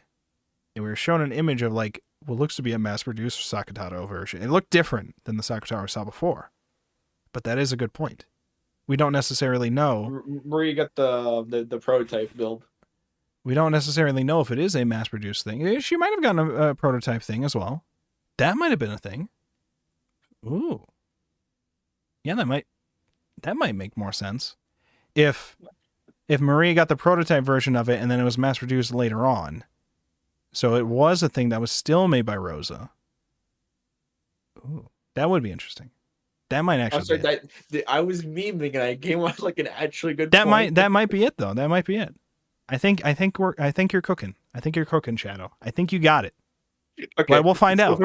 For reference, I've been like memeing this entire time, and like somehow I occasionally got to like a really good point. Well, again, I can't tell you if it's an actual answer or not, but I don't know. I feel but the thing about the siesta sisters, I went to the fourth one though. That was absolutely correct. What about the fourth one? Oh, the little toys or whatever. Yeah, one of them being like. I'm like that was 99% sure that one. Yeah. I've still been trying to think of what the. Oh no! Wait, I'm sorry. I was gonna say I was still trying to think of what the Seven Sisters of Purgatory represent. This was something we forgot to mention last week. I think we had stakes or something. They were like fake stakes. Fake occult items. Yeah, Kinzo tried to order some occult items, and they all turned out to be fakes. But that's like the stakes. That's what they are. Right? That's what it was? Specifically made in New York, I think. Very specific. So they're New Yorkers. So now, whenever you see the Seven Sisters of Purgatory, you have to imagine them speaking in a New York accent. All of them. Hey, I'm walking here. Hey, I'm stabbing here. Okay. Maybe in dark times is when we need the most magic. So did Rosa create the first Sakutaro and then destroyed it and then started to mass produce it, but Maria never saw it? Perhaps. Yeah, because Maria died. Supposedly, allegedly, Maria died. So I don't know. That's pretty presumptuous of you. I know that is a bold assumption. People died in Umineko? I mean, hey, the letter was signed by Maria. It might have been in Beatrice's handwriting, but maybe Maria was the mastermind the whole time. You know, maybe it was Maria. Maybe Maria killed everybody on the island. Maybe that happened. I'm hearing silence, so that means it's true. That's a fact. Because otherwise Miko would be laughing. Be like, that's ridiculous. There's no way Maria could have killed everybody on the island. There's no way. So obviously that's true. Yeah, we have the confirmation now. We know the secret. We know the answer. Okay. We know the answer the whole time. So, all right. So Shannon is the murderer. Case solved. Well, actually, it's not just Shannon. Shannon and like all these other 4 people. Okay, all the kids essentially. They probably get Maria on too. It's probably not hard to convince Maria to kill everybody. They'll just say Beatrice wants you to kill people, and Maria would do it. So essentially, George all the kids surprisingly always on board to murder. It's very impressive. I'm just saying this might be the episode where all of the kids, potentially including Battler, start killing all the parents, all the adults. It might happen. It might happen. I feel like it'd be funny if they convinced Battler to start killing them too. I feel like that would be funny. How do we convince Battler though? Well, we gotta go with the logical analysis. I don't know. How would they convince Battler to kill? Because if there was a VN Battler, they bribe with food, but this is Manga Battler, so you need to go a different methodology. How would they convince them to kill their parents? Well, they can say, I don't know. They could probably convince him that the adults are going to kill them. I don't know. No. Wait. What? What are you? I was going to say, if they kill the parents, they can successfully hide the sin they committed 6 years ago. But I'm not sure if they can bring that up. They're going to blackmail Battler into doing it. Battler, we know about your tax evasion 6 years ago. Okay, there's only one way we'll get you out of this. We all kill our parents, find the gold, and then we all fake our disappearance / deaths, and then we get to escape together. And then we all get to get married. And you get to do whatever the fuck you want with the gold. Go say hi to Anje. And, yeah, that's the plan. Yeah, Wait, I think... Question. So when did this sin happen again? What was the year? 1986? So if this is 1986, then it would have been 1980. Okay, well, this is 1986, so the sin would have been in 1980. Gotcha. Or something to that effect. And the 6 years ago thing, that's supposed to also, I think, coincide with when Asumu died, because that's why Battler disappeared. Well, supposedly it's connected with either Asumu's death or the time, or at least the time of Asumu's death. Whether or not it's actually related to Asumu's death, we don't necessarily know. We don't necessarily know. It could just be a chain of events. Yeah, we don't necessarily know fuck all about Asumu in general. We just know the vagueness about Rudolph's relations with Kirie and Asumu, and we also know that Asumu is not Battler's mother. These are the only facts that we know. But just because Asumu is not Battler's mother does not mean he's not necessarily Ushiromiya. Which, again, the implication before is, okay, who is Battler's mother? So somebody else here in our cast is probably Battler's mother, for all we know. I don't know. Or it was the Beatrice that died. I don't fucking know. I have no idea. But we know at least, because I believe this was said in... well, it wasn't said in red. It was that Battler could not say it in red. He could not say that Asumu was his mother. And he had a identity crisis for a while where he was like, does this mean I'm not Battler? I'm not an Ushiromiya? It's like, no... There are other ways that you could be an Ushiromiya. Rudolph is more important as the family member than Asumu, and you being an Ushiromiya Battler, you fucking idiot. He doesn't like Rudolph. That's fair. That's fair. That's fair. He doesn't like Rudolph at all. I was also thinking at some point, because they already had the concept introduced last episode of Kinzo just saying, Natsuhi Kraus, here's a kid. Just pretend it's yours. Pretend you had it, because it took you a while. We've already been introduced to that concept once. For all we know, it could have happened again. I don't know. He just keeps giving all the You know, he could have. He could have. Battler, he was just like, all right, Rudolph, Kirie, I don't want Kirie in the family yet, okay? I like Asuma better, but she's not giving birth quick enough. Here's a baby. Just pretend you gave birth. We'll just go with that. He ends up doing that for every single one of his kids. For all of them, none of them are related to him. All of his grandkids are not related. No, even Kraus. Even Kraus is not actually related to him, and he just doesn't know it. All of them are fostering, because they have the whole, like... So, okay, we know Canon and Shannon are, like, foster kids from, like, a home that they essentially fund? What was it? Coin or something? Coin orphanage. It's an orphanage, basically, that Kenzo sponsors. And he essentially has them, like, also train or, like, pick out some of them to become servants for them later on. So, essentially, they might either train them or they bring them on and then train them. Yeah, the best of the... I think it's just the, like... I think it's a competitive orphanage in the sense of, like, shut up. All of the kids there are, like, trained to be better off in life. Like, they are given, just tried to make them place high in jobs and stuff. And one of those things is that they end up working at the Ushiromiya Manor, Rokunjima, for a certain amount of years, and then they can decide to either keep working there or leave, and most of them leave because they can find jobs elsewhere. Right. Because even though they get paid, and they get paid well, but Well, you're working on King an as the- island. So what I'm trying to say is every member of the Ushiromiya family came from that house, and they just all believe that they are all blood related, but none of them are. I think we're cooking. I think. God, I didn't know Goda was in the chat. My Yeah. God. Yeah, right here in the flesh. So, okay. All right. Wait, even like the fake second love child Beatrice isn't actually a love child. It's also Exactly. Genji He just couldn't showed even. up. He couldn't even. Yeah. Yeah. Genji just showed up with a baby, just like this is Bito. Oh, she's lovely. All right. New member of the family. Single. I think we've cooked. I think we've cooked here. Okay. All right. So the important question when it comes to this episode, because now we have established Shannon, Cannon, Jessica, George, they're potentially either going to be the killers, or at the very least, to us, the readers, it will be presented to us as if they are the killers, but it might actually be somebody else as the killers.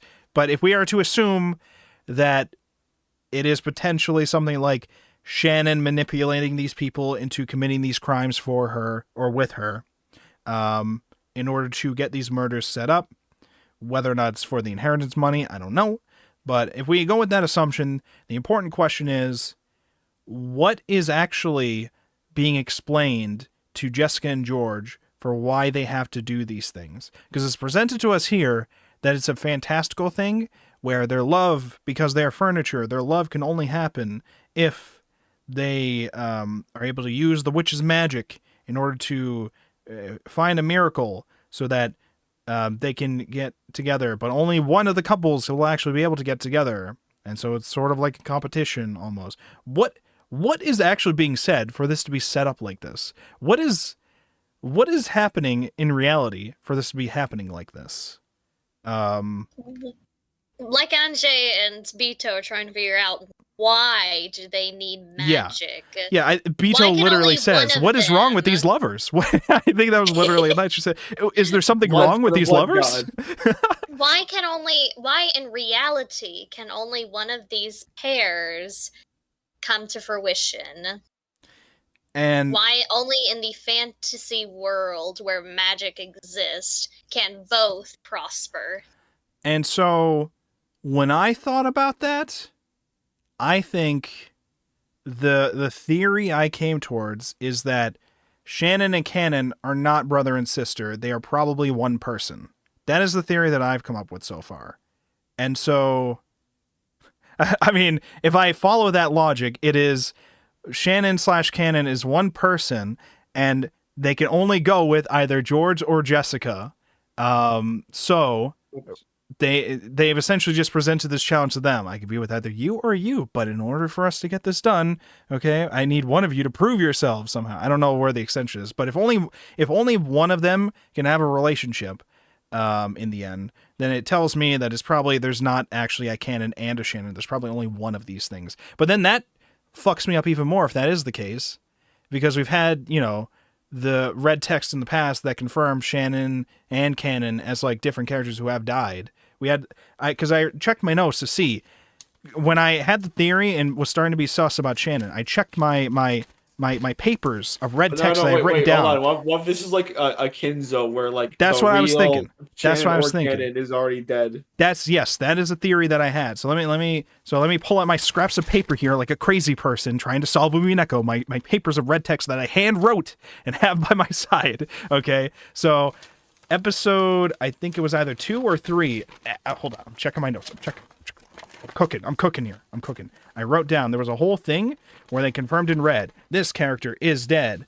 So we have Genzo is dead, Grass is dead, Nazi is dead. Okay, so in it, they also mention, yes, Cannon is dead, Shannon is dead.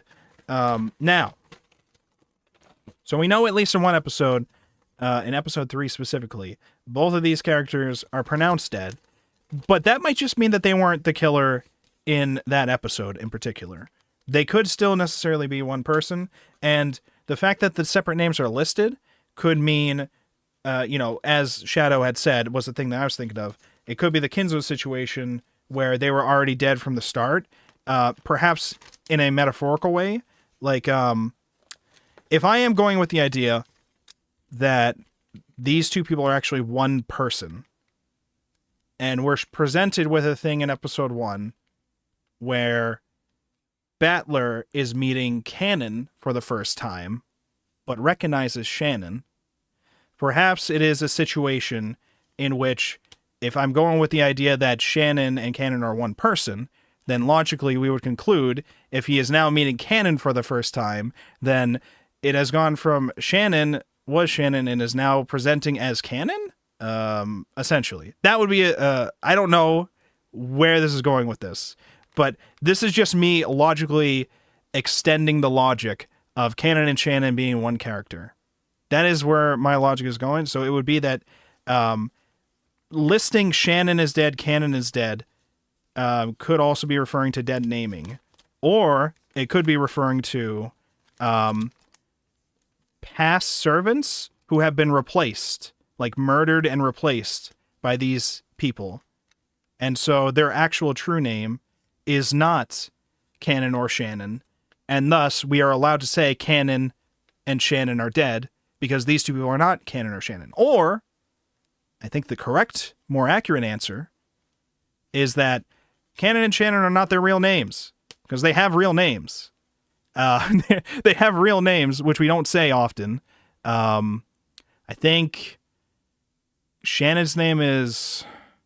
start with an S, I think. What was it? Sayo. Sayo.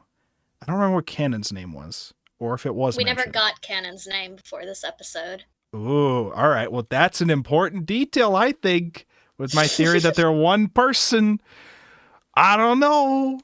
So, okay. So that's essentially where my logic is at right now. Furthermore, Cannon tried to give his name in episode 2, specifically when Jessica and him were cornered in her room. Oh, and true. As she was dying, he's about to say it, and then he sees the light go from her eyes, and then he dies. True. Okay. All right.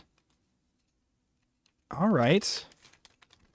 There's a lot of connections being revealed, I think, once we look at some of these things and extend these things. Shadow, what are your thoughts? What are your theories? What do you agree with? Do you have any ideas, or do you lean towards anything that you're hearing right now? What are you thinking? What would you put your towards yours? But like, well, which one? I presented like 3. Okay, the fucking Cannon and Shannon being like one person. Okay. Exactly. Okay. Because I need to check again about like, because I forget if Beatrice said there's exactly 17 people or not. So because yeah, if there is, then there's room for one more person, and now things get a lot more confusing. Exactly. So I believe we had said at one point there are 17 people. I don't remember if they listed all the names of the 17 people when they said this, but they did not. I don't think so. But if we assume that there are 17 people and Cannon and Shannon are one person, then we can in fact include potentially another person into the cast who we have not seen yet.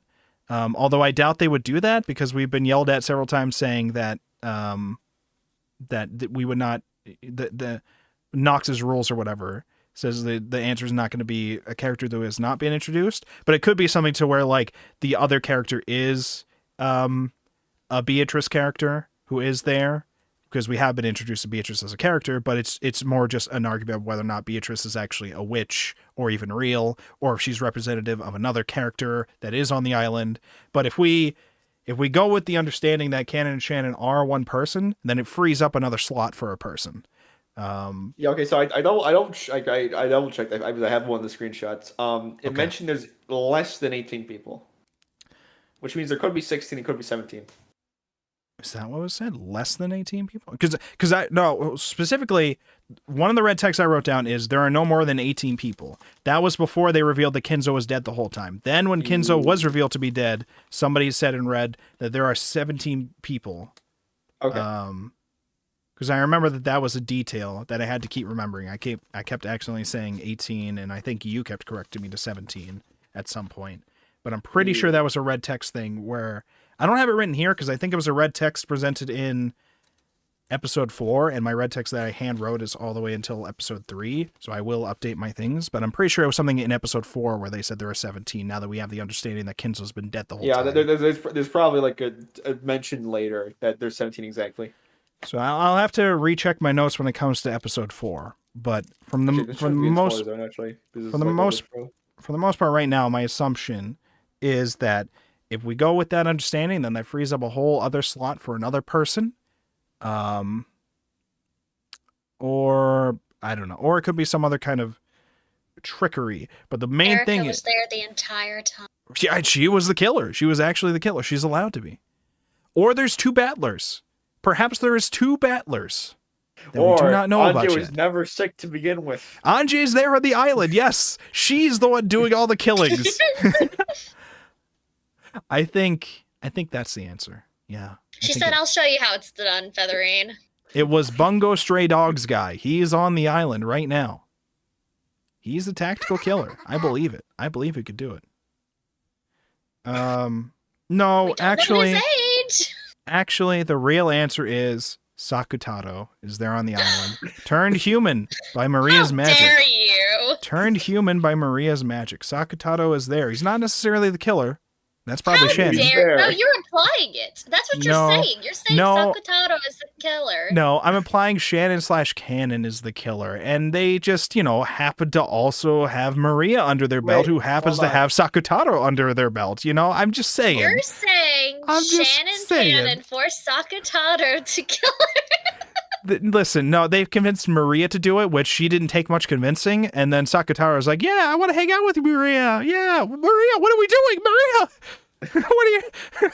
Okay, all right. If that's what your magic wants, that's what's going on in my head. All I know is we don't need to kill Hideyoshi. Why do we got to kill Hideyoshi, Sakutaro? I think Hideyoshi and Sakutaro should team up and leave the island together. Don't bother saving everybody else; they're all fucked. But I want them to go have their own adventure.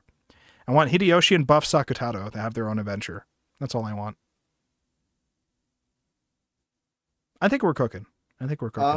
There's one more thing I'd like to mention. Yeah, what's up? And it's that the only person who could call himself canon is actually canon. That was mentioned earlier. At like the end of chapter 4. That episode 4. Wait, what was that? It doesn't apply to Shannon though. So like. So what did you say? The only person who calls himself canon is canon? In one of the episodes, one of the read is that the only person that can call themselves canon is canon. The wrong one. Whoops. The only person. But wait. That hasn't been said about Shannon. I'm trying to have the statement be understood in my head. What are we saying when we say this? The only person who could call canon is canon. The only person who can call himself canon is canon himself. Oh, so nobody else can assume the name of canon. So nobody can pretend to be canon. Essentially, is yes. What? Because the point of it was say that nobody was disguised as canon for this specific episode, which was episode 1. 1. Is that what it's referencing? Episode 1? Yeah. Okay. There you go.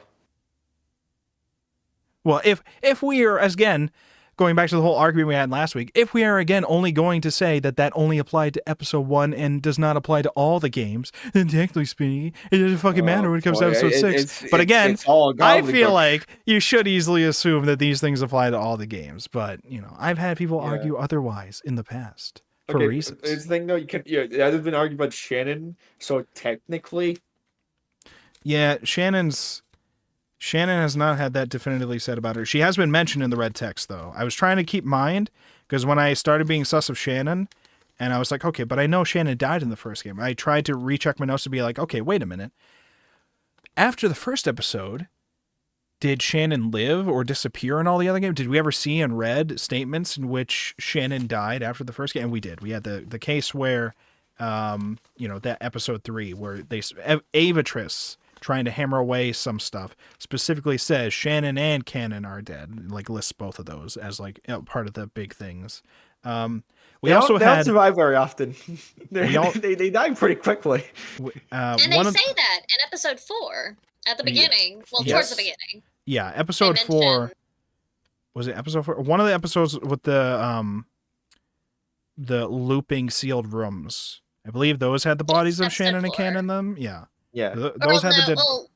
The Looping Rooms was episode 3. Okay, yeah, okay. But So that episode 4 was where Kenzo was the quote-unquote culprit. right, But- okay. Kenzo, imposter. But when they're locked up in the underground chamber, Yes. Shannon Okay. and Cannon are together, alone, kind of alone. They're off in their own corner, and they're like, "Wow, we've never actually survived this long. We Yes. usually Yes. die Yeah, pretty good. quick." Yep, yep. So perhaps all of these games are Shannon/Cannon's simulations of the plans to murder all of the Ushiromias to get revenge on Battler for, I don't know, rejecting Shannon/Cannon years ago. I have no fucking idea. Maybe the answer was Battler was transphobic and then disappeared for 6 years, and so Shannon/Cannon wants revenge on Battler for being This is transphobic. like the opposite of last time. Yes, it is fully reversed. It is fully reversed. Now let's take a little break here to read some chats because I believe Minmon might have mentioned something like that. So let's see here. Dark times, we need magic the most. Rosa Korea, the first sector. Okay, I already read that. The cops found out about Battler's illegal testosterone supplement stash. That I need to go back. I keep seeing posts talking about at the very beginning of episode 1. There's an offhand comment Battler makes about like taking some kind of steroid medicine or something okay. that like buffed him up, and it's like, did he get on tea? Was he on DIY tea? Excuse me? I think, yeah, maybe. What else do we have here? Fukuin House. Okay, so that's the name of the foster house. Sometimes translated as gospel or evangelical house, as in neon. Oh yeah. Okay. And then why indeed, smiley face. Probably related to the discussion about why do these two couples? What is wrong with these lovers? That whole thing. I just loved that line, the way Beatrice phrased it. What is wrong with these lovers? Why did you phrase it like that? Blood for the blood god. But she's just like, all like, baby Beto is cute. Okay. She's just like, oh, what is all these games? I just want to make Battler father happy. Father Battler. Well, they're men. Well, when you say it like that, he sounds like a priest, but he's a warlock. Okay. Get it right. But, Close enough. Zepar and Furfur. They both heal in D&D. Zepar and Furfur, we did not get to spend too much time with them in these volumes. We saw them in the wedding ceremony at the beginning, and then we saw them with the sequence where they're talking together with Shannon, George, and the Beatrices. But they seem like two very fun characters. They seem very fun, very chaotic, the chaotic witch energy that we've come to know and love from some of these witches. I think I like them. I think I might like them even more once we spend more time with them. Now, another thing that I wanted to mention, because I just remembered it now, and we almost wrapped up the episode not mentioning it. Fledgling Beatrice is implied to be human. Yeah. We have, in her journey, meeting with elder Beatrice, or older Beatrice, whatever you want to say, when they're hanging out, they hear Kumasawa and Erika talking about the history of Rokkenjima related to its past and like spiders as like wards for the witches or something to that effect. Yeah. Because I think they're specifically talking about the legends of the witch that have been around in the island for years. And Yes. Erika's the whole time is just like being like, no, that's all bullshit. I don't know why you guys are buying into this shit. It's just all bullshit. And it's all the servants talk about the legend too, which I also find is very sus. Erika's cooking with that. Okay. Thinking it's the servants are sus here. They're the only ones spreading these rumors, and now an epitaph is showing up. I don't know. But But So she they're talking about- specifically talks about, like, she mentions how these are two different origins. yes, one is like Western and one is like Eastern, right? With the like Yeah. because Yeah, one they're is combining the. we're combining these concepts. So, but Erica is pointing that out as like two different concepts, as like that makes no sense. Like, why would this affect the legend of Beatrice if that was done for a different kind of spirit thing or whatever? Like, why would that have a correlation here? And Elder Beatrice and Fledgling Beatrice go to kind of test this theory. They have a spider web come out, and Fledgling touches it, and nothing happens. And Elder touches it, and she burns. Right? Was it burn? Something like that. Yes. It hurts her to touch the spider web. So they go to test even further. They go to Kinzo's study, which has the scorpion ward on the doorknob, which Elder is not able to touch because it will burn her. But Fledgling is able to. So what's the deal with that? I just assumed it was like, because Battler now knows the truth, it's representative. He knows who Beatrice in reality is supposed to represent. That was how I kind of interpreted it. So I guess we will. And Battler, you summoned the Beatrice that died of fall damage. What have you done? Yeah. So I guess we will find out. Beatrice that fell fall damage. Maybe. I guess we will find out what that's about with the later volumes of this. But right now we're at a point where my interpretation of that is that, okay, so Battler knows who Beatrice is now, and fledgling Beatrice being all new and like not having any memories of the old Beatrice is representative of, okay, now Battler has a new view on a certain person who he now realizes is Beatrice, or is like the person who Beatrice represents. So he would essentially be looking at somebody from an entirely new lens and being like, this is not the Beatrice I was envisioning before, because this is not the Beatrice.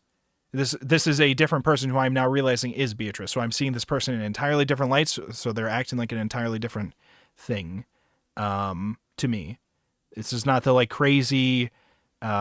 What I remember before I started Umineko, I had just assumed Beatrice was always the crazy old aunt in the family, not a witch at all, just like a crazy old aunt who would just like to torture Battler and laugh at him.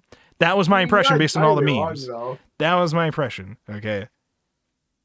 But now I'm seeing all these different. Now we're seeing all these different faces of Beatrice, all the different versions.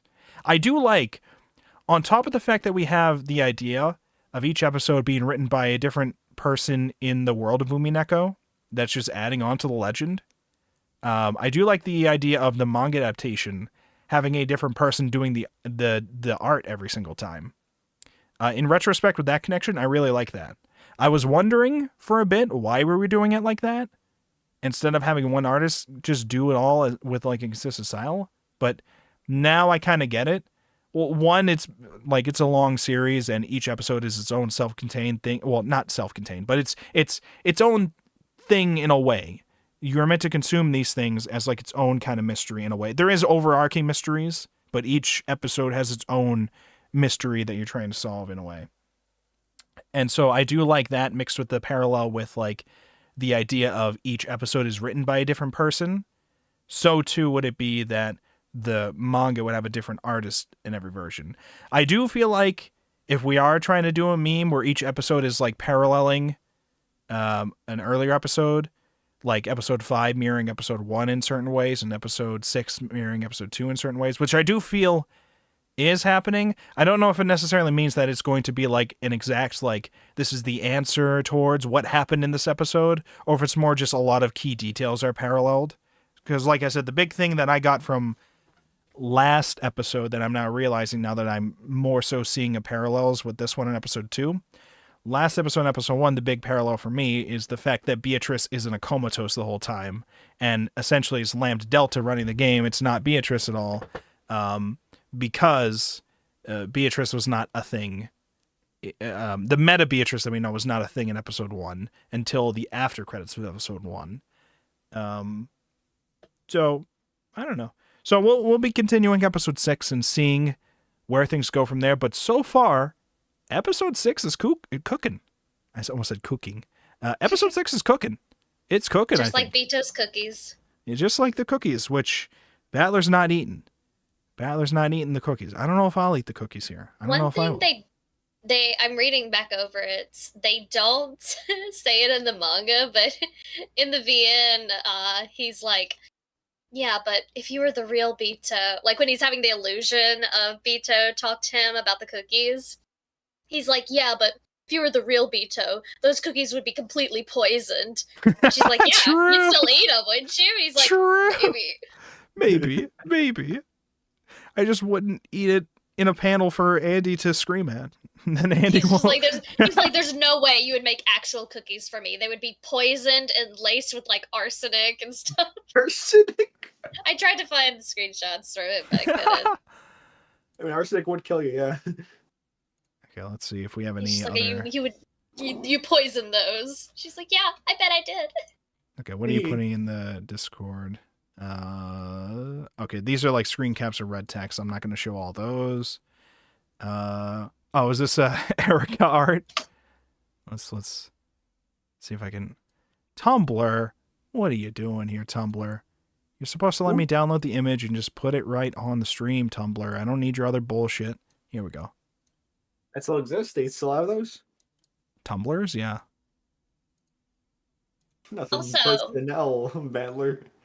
I'm a little sad because there was I guess it was just like an online comic I read somewhere years ago when I was reading the manga for the first time, but I was hoping it would be an omake in this one, where it was basically Battler sitting at his desk trying to come up with episode 6, and each of his family members comes up as pieces and is just like, hey, you know, it'd be really cool if you gave me like a cool death scene, you know, where I go out fighting.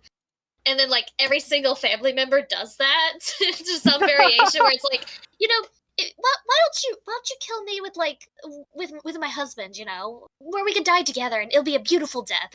We're together, it'll be like a closed room and stuff.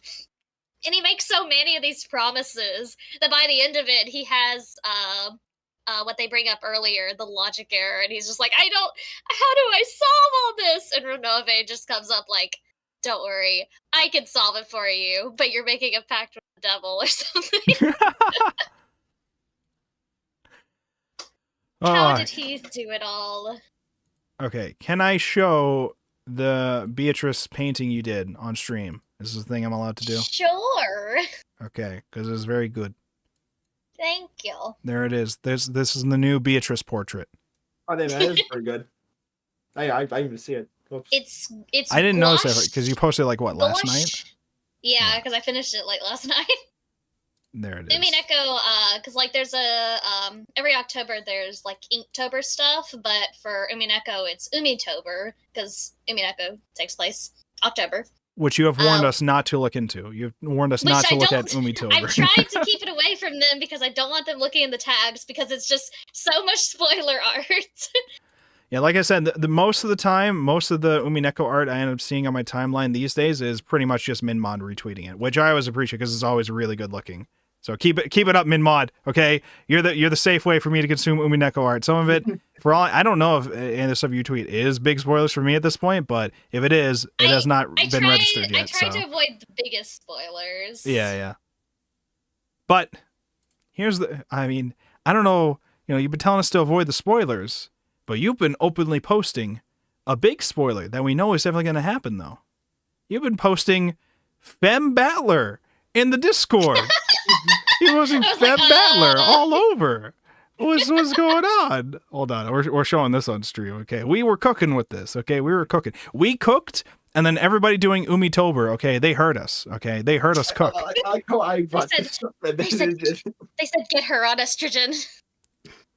Oh, it's taking That was Windows a a sin. while. It's taking Windows a while for this to show up here. Who's using the estrogen? Okay, here we go. Oh, HRT could have saved her. you've been posting the biggest spoiler that we know is definitely going to happen. Fem Battler. Right there. Or I think the description of this said this was Fem Battler in like someone's OC? Is that what this was? Someone's design of Fem Oh, Battler. someone's design of Fem Battler. Fan Okay. design of a different take of Fem Battler because Fem Battler will definitely happen, you know. Okay. Hold on. We should have these kind of sections at the end of all of our episodes where we just showcase like some cool Umineko fan art for the rest of this month that you know is safe for us to post. Okay, but If I post it here, it's safe. yeah, We'll- I get we'll be nervous pretty much anytime. close. Listen, anytime you post something with a spoiler warning, I'm scared to click it because I don't know if I should click it with you. So if you write something that none of us should click on that's a spoiler, like make sure we know like somewhere for us to not open it at all, except for like the whoever you're trying to show it to, which I don't know who that would be. But I try to keep most of them like even if you do click it, it's still vague enough where you don't know what I'm talking about. But I haven't tried to spoil anything huge. Right. Minmod. Okay. Let me read some messages here. That we got more messages from Minmod. So we got the love demons are super Utena coded to me.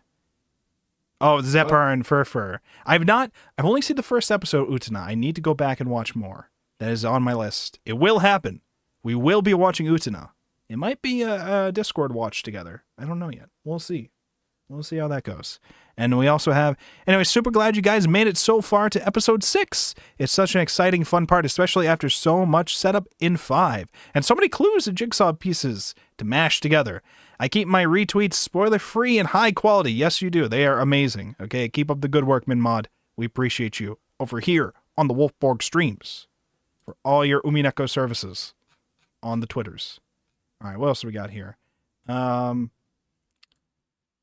Was there any other memes, arts, anything else we want to post that's in the Discord that you guys might have posted that I scrolled past? Personally, as shit poster myself, I really appreciate the memes that Sig showed in the Navy Book Club chat.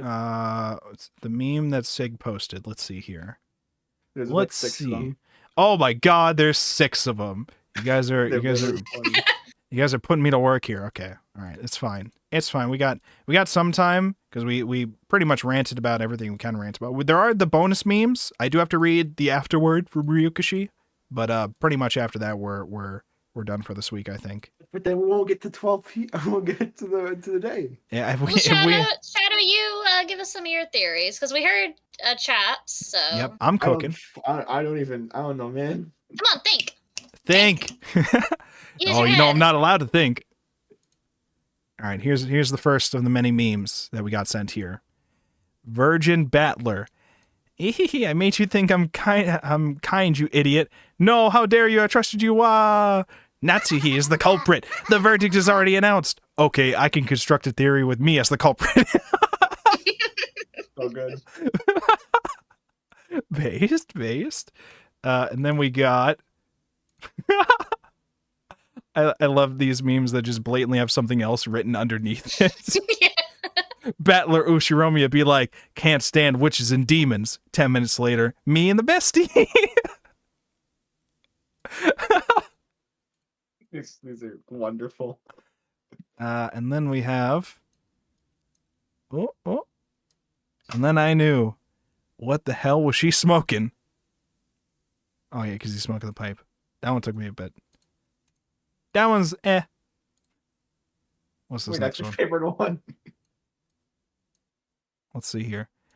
Things you could say during chess and in bed. Checkmate! Oh my God, what's going on there? Oh my God. Is this how you play chess? You're supposed to say checkmate during bed. When does that happen? Oh, clearly, you know. Yeah.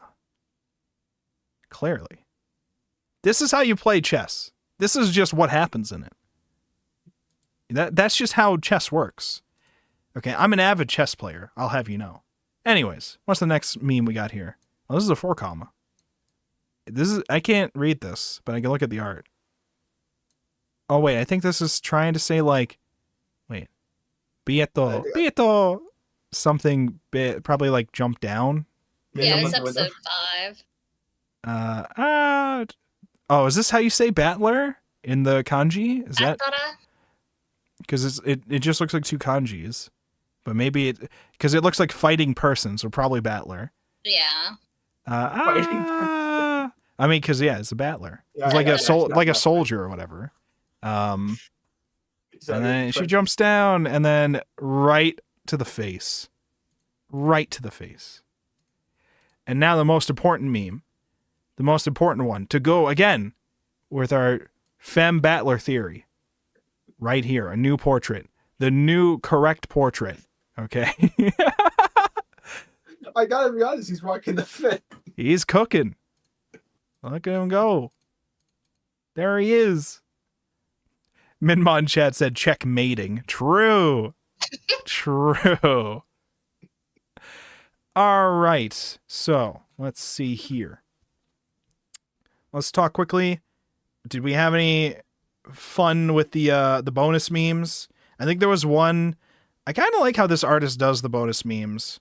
They're like, there's like they're mostly 4 commas, but a couple of them are like comedic recaps of like some serious chapters that happened. They did the joke bit about Shannon pinning down Cannon, and then in that one, her tits are comically in Cannon's face, even more so, while she's trying to talk with him. And she's like, "Why did you turn down the mistress' invitation? What's wrong? Explain yourself." And he's like, can't breathe. I think there was one about the 2 Betos, and older Beto was like, "Take my hand," and then older Beto's, no, we can't, that's wrong. And she ran away blushing or something like that. I'm trying to find Anjay, Gashima Battler. Oh, Erica showed up. There was an explanation for why Erica showed up to the island in a wetsuit, and it was because she tried to wear a swimsuit that Burncastle had, and it just didn't fit. So there was just art of Erica wearing a swimsuit in a bonus meme comic, like a school swimsuit, and it didn't fit. So she ended up just getting thrown into there with a wetsuit. That's what that was. Okay, I'm gonna read the afterword that we got from Ryukishi this week. Pretty sure there was only one. I'll double check to make sure there's not another one. Episode 6, Dawn of the Golden Witch. What truth did Battler come to realize? Ryukishi07, creator and supervisor. Hello, I'm Ryukishi07. Umineko When They Cry has come to episode 6 now. In this story, Battler becomes the Game Master. The Game Master is one who has understood the story in its true sense, and thus, it is proof that Battler has reached the truth at last. But, you readers following along are totally baffled, aren't you? And like Anjay, you want to know how this happened, don't you?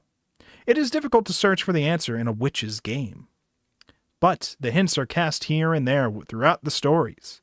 I hope that you will join Anjay in approaching the truth, now that Battler has found it and is telling his own tale. There are new characters in this episode. The 2 demons are not explicitly given a gender, and it is made difficult to tell which is which. They are introduced as masters of ceremony, in a sense, and they will make the story more exciting through their presence. I cannot wait to see how Momoyama-sensei draws them, which I wanted to mention them briefly once I'm done with this. 2 demons, 2 Beatrices, 2 pieces of furniture, witches and humans, illusion and falsehood. The number 2 is actually an extremely crucial one within the world of Umineko. Did you know that? Of course, you are free not to believe me. After all, there is no red text or blue text in the human world. The 6th episode has only just begun. Will you travel on a journey with me to destroy the witch's illusion? Will you be able to find the truth that Battler unearthed? And that's what we have for the afterword there. Ryukishi's still laughing at us. To this day, he's still laughing at us with each of these. He's like, did you solve it yet? Battler did, and he's incompetent. So what's your problem? Why haven't you solved it yet? You know, and to that I say, Ryukishi, that's fucked up. You're fucked up and evil, but I love it. Okay, you're kind of cooking. I won't lie. Now, the artist. We need to talk briefly about the art. How did we feel about the art? I specifically want to hear for Arimia being the artist here in the group. I don't know how to describe these things other than I liked them sometimes. So, what did you think? I don't Because know. I felt mixed at times. I felt mixed. Yeah, it's hard for me to say because this is the episode I remember so much, and it is like one of the earliest mangas I remember reading, episode 6 specifically. So it is pretty nostalgic for me, but also like it's good in parts, but also in other parts I'm like, I wish that was a little better, but at the same time it's still just so nostalgic. I like it. You think it's neat. It's neat. I like how they draw Zephyr and Furfur. How did you feel about that? Yes, I they thought are they had having a blast. yeah. doing I was them. like they are specifically cooking with them. I felt like at times they were also cooking with Featherine, but more so that I didn't know how I felt about fledgling Beto. Because obviously with fledgling Beto, they were trying to focus on her expressions, making her all cutesy and innocent or whatever. But I was just like, kind of feeling like Battler. I was like, I miss old Beto. And I mean, it's not that I hated her style or whatever. It's that I liked the episode we had where it was like all Beatrice being upset that she has upset Battler and like she like, you know, showing their relationship getting closer there. That one it felt more like I enjoyed the like expression she had in this similar kind of vein more, where she's like in a almost a romance sense, you know, attracted to Battler, like having a relationship with that Battler in that kind of sense. But there it's more earned. Here it's just she's baby and don't know anything, and so she's just act all innocent. And I'm just like, okay, I honestly, it just makes me feel like Battler, and I'm just like, okay, I guess she just doesn't know anything now. All right. I just want her to get her evil expressions again, which we get a little better once we get Elder Beto. You know, Elder Beto's cool. I don't remember how much of Elder Beto we actually saw in episode 2 because it's been a while. When I think back to episode 2, I remember Elder Beto being introduced as an actual character that they knew was attending the dinner with them, but had just hidden herself in like a room for most of the time. And then the only other scenes we see are like the fantasy fights with her and Virgilia. I think Virgilia was introduced in episode 2. 3. Okay. Virgilia and Renove were Oh no, introduced yeah, at the same time. yeah, okay, all right. Renove. Because then Avatrice was also introduced in that one, right? Yeah, because the whole idea was that they are able to appear because the veil has decreased even more because Battler gave in at the end of episode 2. Yes. One thing I did notice though is that Battler does look a little young in these, which I mean he's 18, so he is young, but you know he looks kind of younger than I think he did in the previous ones. I didn't know if that was just the artist's style or if that It's was the like, style. because in my head I was thinking like they made him look pretty young, even though he did not look this young before. Yeah. But I'm also just in my head the whole time being like, Battler's probably just a stand-in for Kinzo for this whole episode. So is this trying to overcompensate for the fact that he's supposed to be an old man? We'll just make him look younger. Like he looks. This is the ideal Kinzo. He looks pretty young in some of these, where it's like, yeah, the artist style is very like, it's not same facey, but it kind of is, you know. Yeah. I think at times I liked how they drew Erica. I definitely liked how they would draw Elder Beatrice. The opening sequence with the wedding and Zipper and Furfur in the opening and the cover arts that you see in the omnibus version that I'm reading, it will show you the cover art for all the volumes, or like the art that's included with all the volumes. So here we have the first 2 volumes. So you would get the main cover art, which is the zoomed in part of the background that you see here with the 2 Beatrices. The second volume's cover is Featherine and Anjay together, which I think also looks cool. Then there's like 2 other side images, which I don't know if like are just like the second like colored page before you start reading, or if it's like the back of it or whatever. One of them is like human Featherine, and then the other is Nox, like in a bedroom on like a bed. Fully colored, which looks nice. Looks very nice. So like, I feel like the artist can definitely cook, even more so when their work is in color. But I don't know. At times with some of these, I was just like, it's serviceable.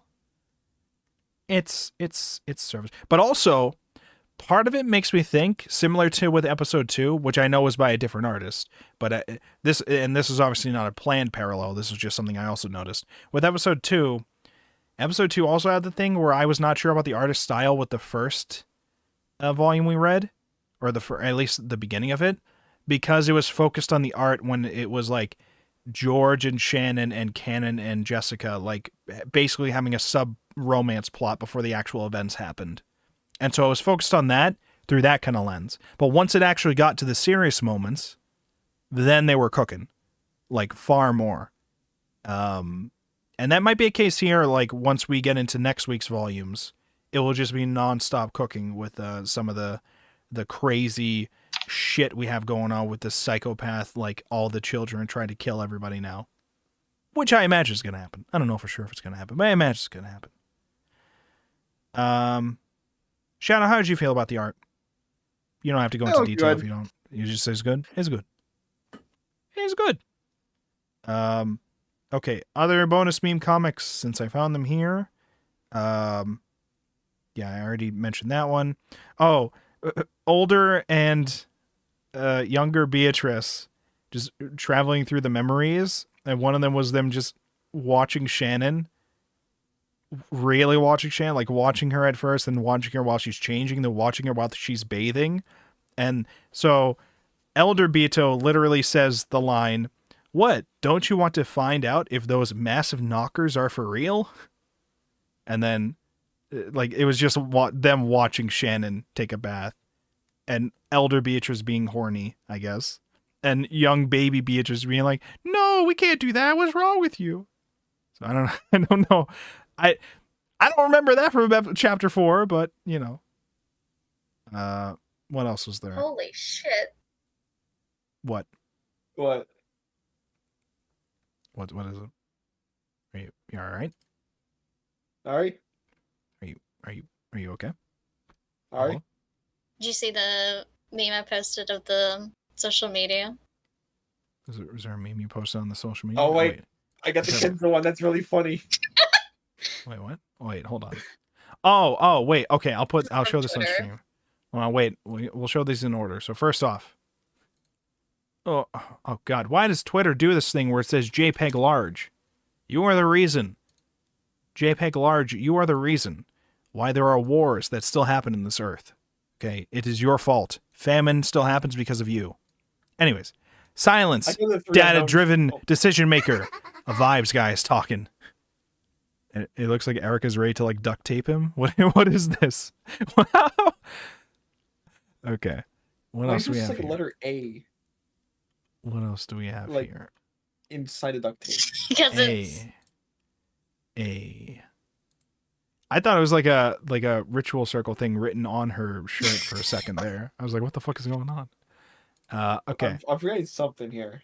All right. The social media tier list. Okay. We got to go over this. We got to go over this, chat. You ready for this? This is the definitive list. Okay. Facebook, which odd choice putting Facebook and Reddit at the top, but okay. Facebook, we have Hideyoshi, Nansho, Kumasawa, Virgilia. Yeah, that's accurate. That's accurate. no, Virgilia needs to be on AO3. Then you got Reddit. Reddit, you got Kraus. This is Rudolph, right? Yeah, Rudolph. And who is Feathering. this? Oh, this is Feathering. Okay. Yeah, that's her human form, Hachi's real. All right. I'm trying to, because these are all models from like the newer models from the games or something like that. Yeah, these are the PS3 sprites. Okay. Then on YouTube we got Maria Sakutaro and then Give Goda. Maya an iPad! I'm just like, okay, we got the two YouTube kids trying to do their own like YouTube shorts, and then you have Goda doing cooking channel content. Yo, he's Gordon Ramsay. And then 4chan, we have Erica, Burncastle, Kyrie, and Absolutely. and the evil sister of Kitty. Kyrie? Yeah. Kyrie's sister? I don't remember her name though, but yes, the Something evil sister. Sumadera. Yeah. Tumblr, we have Anje, Cannon, and Shannon. Wow. And then Twitter, we have Beatrice, Battler, Ava, and Avatrice. This is Avatrice, right? Yeah. Yes. Ava and Avatrice.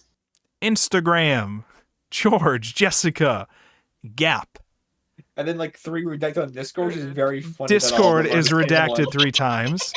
So They belong there. Don't worry about it. We'll get That was- there. It was actually the 3 of us. It's all 3 of us right there. we have redacted names in this tier. Don't worry about it. We have 3 redacted, and they're all in Discord.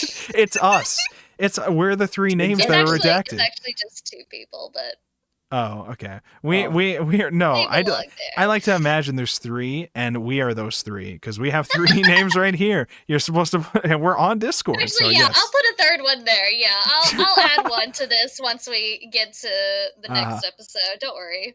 All right, Twitch. We have Kinzo and is this Rosa? Yeah, it's Rosa. I'm not used to Rosa's hair in color.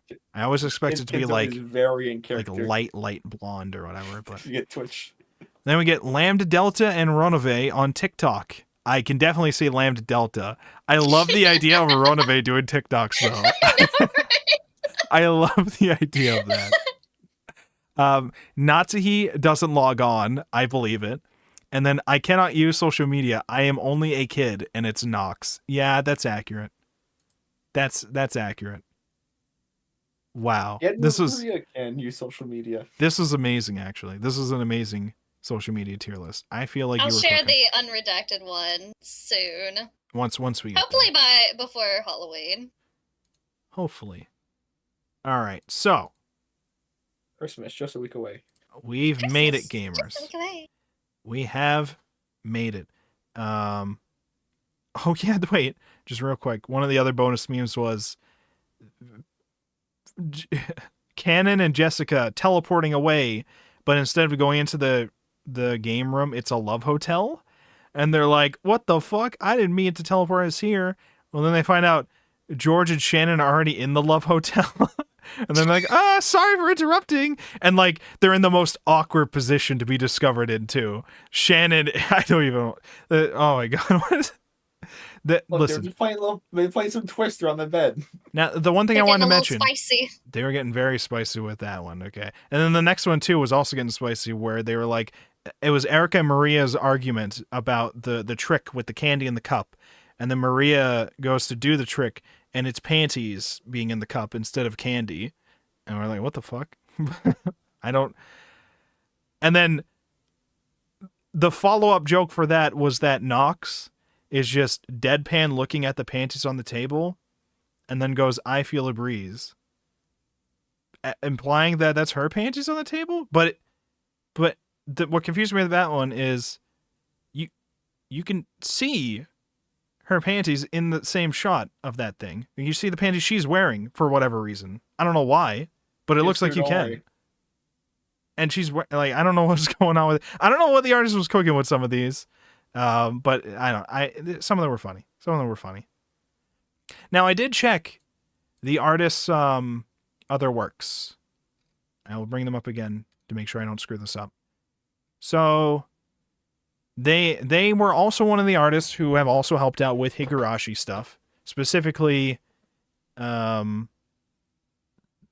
of these is called Massacre Arc. I didn't even know there was a Higurashi Massacre Arc, but regarded as a chapter where the best all fun times. regarded as a chapter where the best situation has been provided, in quotes. Do not keep reading. Do not keep reading. I didn't. That was the only bit I read. But I was like, that's an interesting beginning to have for that when it's called Massacre Arc.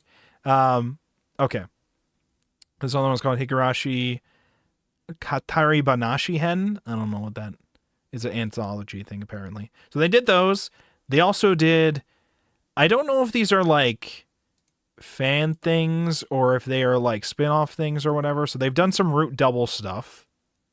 They've done some School Striker anthology comic stuff and a novel, I guess.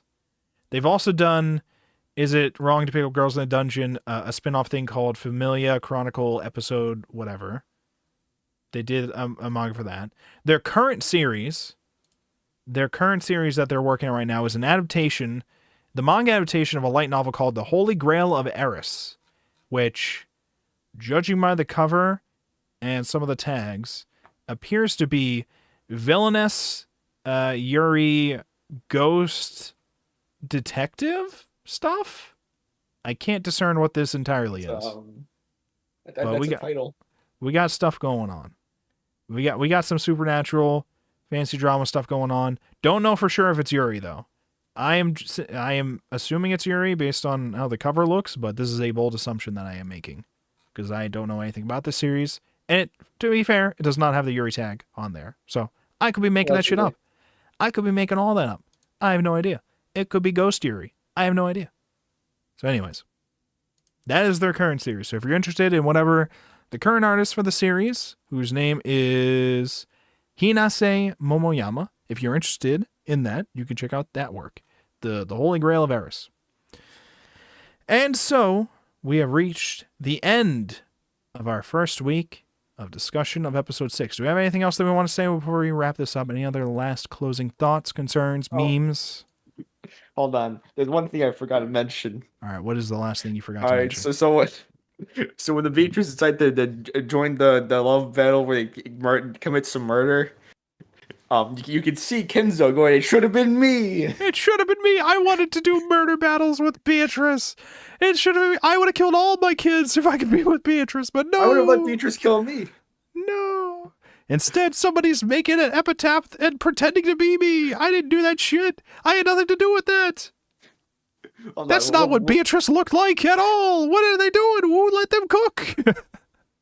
But what if like the whole thing about Kenzo being down bed for Beatrice was also all lying? Yeah, he just never had a mistress named Beatrice. He's like, what are you talking about? Everybody in the house just made up this meme about me. I have always loved my wife. I would never cheat on my wife. I love women. That's what Kenzo would say. Definitely. Yeah. I respect all women, especially my wife. Yes. The known women respect her. See all the the panels we see where Kenzo is beating Kraus and or Ava. Those aren't real. They just made that stuff up for the inheritance. Kenzo died. He was the best grandfather for the whole family. Everybody loved him. He loved women. Even after adopting every single person in his family. He adopted all of them, and they're all ungrateful for his kindness, okay? Anyways, we have reached the end of the first week of episode 6, which I think is cooking up to be an amazing episode. We're gonna be learning so much, and this is another one where we're gonna be talking about this for another 2 weeks, right? Because I think it's gonna be 3 volumes in total. Well, 3 omnibus volumes. I think most of these, all of them have 3 weeks that we have to discuss for all of these, but some later on are like 3 volumes within one omnibus, but that's most likely because the chapters are shorter, because probably the artist or whatever. So, but essentially we're still just going to be reading about 1 omnibus volume, the Yen Press omnibus volume of chapters every week. For those of you at home who want to keep up with us, that is based on the book club schedule, which I posted on the Twitter, but it's probably hard to find at this point. It is in the Discord channel. If you are somebody listening to this who would love to either directly take part in these discussions, either audio-wise or just text-wise in the text chats we have here, share any memes, share any art, or anything else that you want to do, you want to check out these things, or keep up with what series we are currently reading, what chapters we're currently reading, or suggest stuff for us to read once we're done with Umineko, you could go to discord.wolfborg.com, and you can join the Discord server and hang out with us there. Now, also make sure to subscribe and or follow on whatever platform you are watching this on. We stream this every Thursday at 9 p.m. Eastern Time, every Thursday. And we are live on YouTube, Twitch, and Kick all at the same time. And you can find these things on youtube.wolfborg.com, twitch.wolfborg.com, and kick.wolfborg.com. Or you could go to wolfborg.com and it will have all my links to everything at the top. You can do any of these things. So thank you so much, everybody, so much for your time. Thank you so much for stopping by. And remember, don't let the witches get you. Witches are bullshit. They are not real.